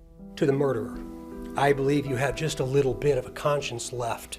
We will not stop. Earlier, Lindsay and Al spoke with a reporter who's been following the case. Take a look. We're joined by 13 News reporter Emily Longnecker in Indianapolis, Indiana. Thank you for being here. So, Emily, you've covered this case since the beginning. Just a few weeks ago, police announced they're looking into James Chadwell as a possible connection to the case. What can you tell us about him? Well, investigators have stopped short of calling him a suspect or even a person of interest, but they are looking at him to see if he could be connected to this case by virtue of what he has just been arrested for. A young girl in his neighborhood went into his house to pet his dog. He invited her in and he brought her down in the basement. This is according to investigators, and attacked her and tried to strangle her and told her if she told anyone or screamed that he would kill her. So they are looking at him. They are seeing if there's a possible connection. Wow. All right. Well, Emily, we appreciate how close you are to this story. And over time, you've developed a close relationship with the girl's parents. What have they told you? And just overall, how are they doing? I don't think anyone expected to still be here 4 years in with this case unsolved. So this has been a difficult year for them as they watch all the other kids hit the milestones like prom and, of course, getting their driver's license, these kind of things. Both families tell me that they wake up every day saying to themselves, today is going to be the day. And they just, they keep that hope at the forefront always because they don't have a choice. Libby's grandfather, told me that, in the forefront of his mind always is there's a killer out there somewhere, a killer that knows where Delphi is, a killer that has struck in Delphi, and it's his prayer every day that that person doesn't strike again. How has this tragic story impacted just the community right there in Indy? I think everyone thinks about this case still, knows about this case. We're about a 45-minute hour drive from Delphi, but I think all of central Indiana thinks about this, especially when the anniversary nears. I can tell you that Delphi is a sleepy little bedroom community where everyone kind of knows everyone. And after this happened, I think the sense of safety there in that small little community was gone. And I think this case has gained a national and even international attention. And I think it's because, people look at this and they think those could have been my children. Right, so all you guys are doing to stay on top of this case is so important. So everyone can learn much more about this case and updates at WTHR.com. Emily, thank you so much. We'll be right back. We all know that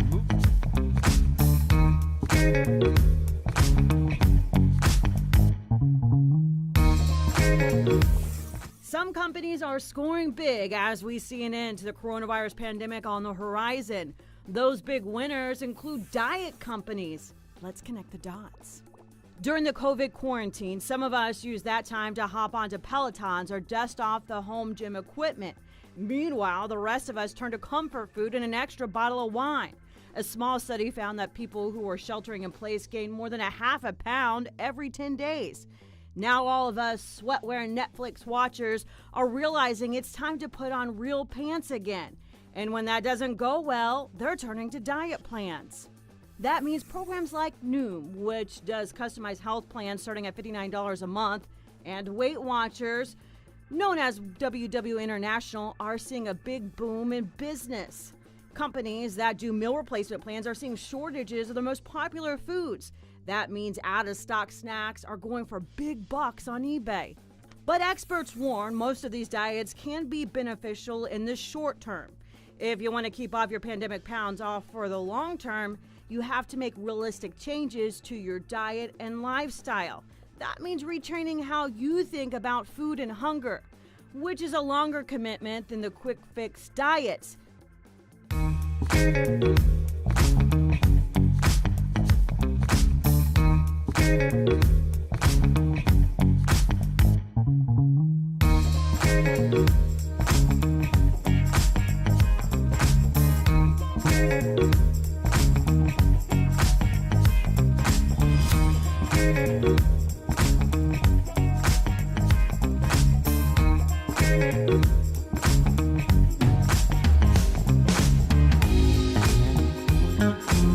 Welcome back to DBL. It's time for Security Alert, sponsored by LifeLock. With the tax deadline just a few days away, yikes, it's important to remember that scammers are taking advantage. Criminals are using this extended deadline to create fear in people filing last minute. Right now, there's a scam going around telling people their gas or electric service will be turned off if they don't file right away. So this is fake. Also, be aware of emails claiming your tax refund is ready only for it to be a malicious link.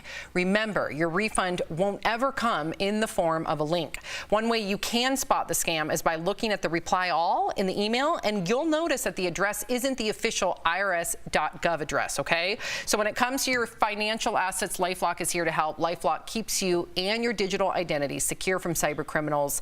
Call 1-800-439-9017 or visit lifelock.com to learn more.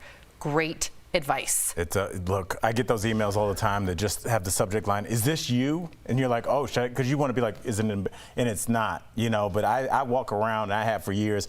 I have that LifeLock swag. I've had it for a long time. Yeah, you have. I was a victim of identity fraud, so like I know, like I lived it. It is not a joke. It touches everything in your life for a long time. So it's worth it. Yeah. Don't click on those links. No. Yes. Have you filed your taxes yet? I haven't filed them I get an yet. extension. I get extension every year, so I'm not stressing. I know. Okay. Well, we'll be right back. promotional consideration is brought to you by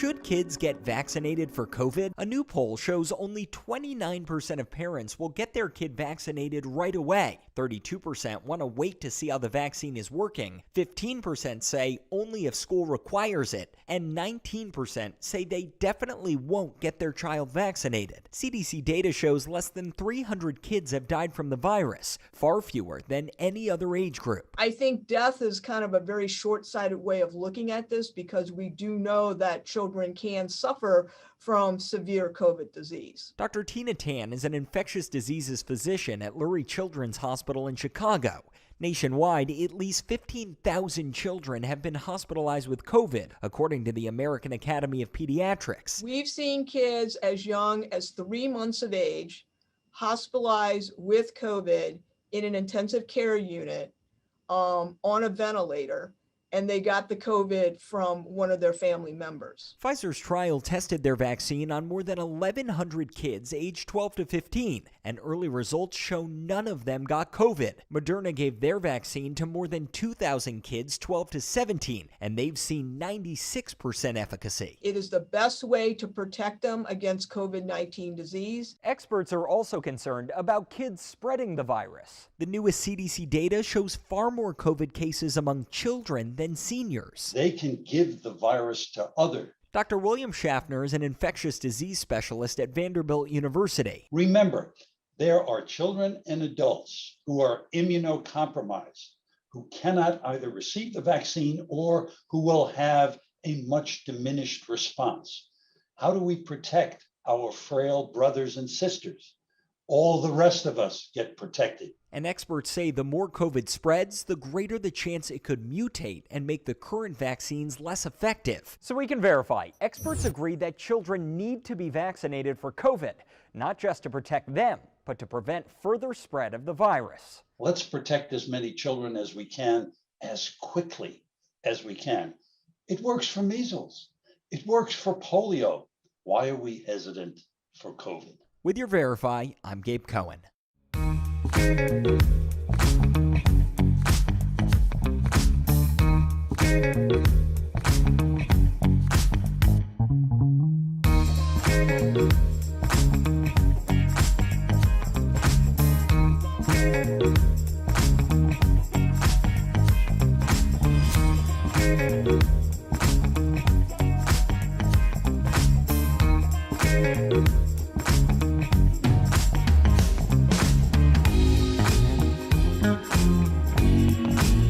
Tomorrow on DBL, a week of your favorite 80s stars continues with actress Leah Thompson, the eye-popping prop she snagged from the Back to the Future set. And I didn't want it to fall into the wrong hands. Al, your response? And Dancing with the Stars judge Derek Huff is here live. Can he really pull off a bad guy persona in his new Disney role? That's tomorrow only on DBL. I am so excited. I can't wait. Welcome back to DBL. Tori's back. She has your comments. Tori. Yes, I do. Ricky wrote in and said, finally, Tina Turner gets into the Hall of Fame on her own merits. Hell yeah. Yolanda says, Tina is the queen of rock and roll. About damn time she's in there without Ike. Very well said. And Eugenia said that young woman is such a role model about Amy, the golfer with Down syndrome. And Tracy said, she makes me want to work harder on the golf course. Tori, you know, we're not golfers per se. I just love the sound of the I can't even think of the golf stick. What do you call it? The club? The club. Ow. The club? I like the noise the club makes when it hits the ball. What do you like better, that ping sound that it hits or the sound of it going into the cup? Ooh, that would be a good ASMR to go to sleep yes. to. It's just that hit and then the thing. The that'd be good for golfers. I know. Ooh. Well, Jeff, you're the golfer. What did you like better? I don't know. You made it like dirty and stuff. I don't know. No, we didn't. I don't know. I felt like a little weird about it. Really? Tori, I Was it the harassed cup Jeff. or the club? This is my last song. DBL's new Everyday. We'll see you tomorrow. Sorry. Bye, guys.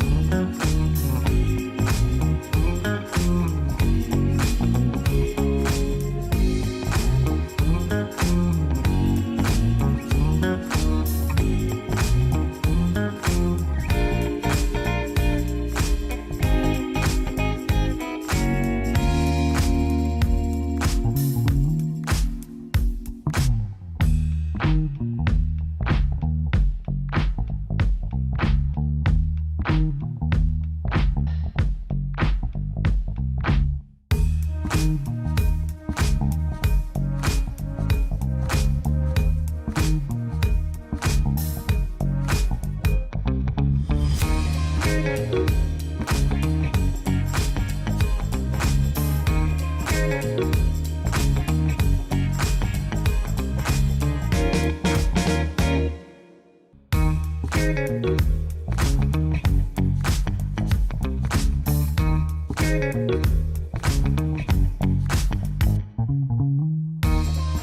you.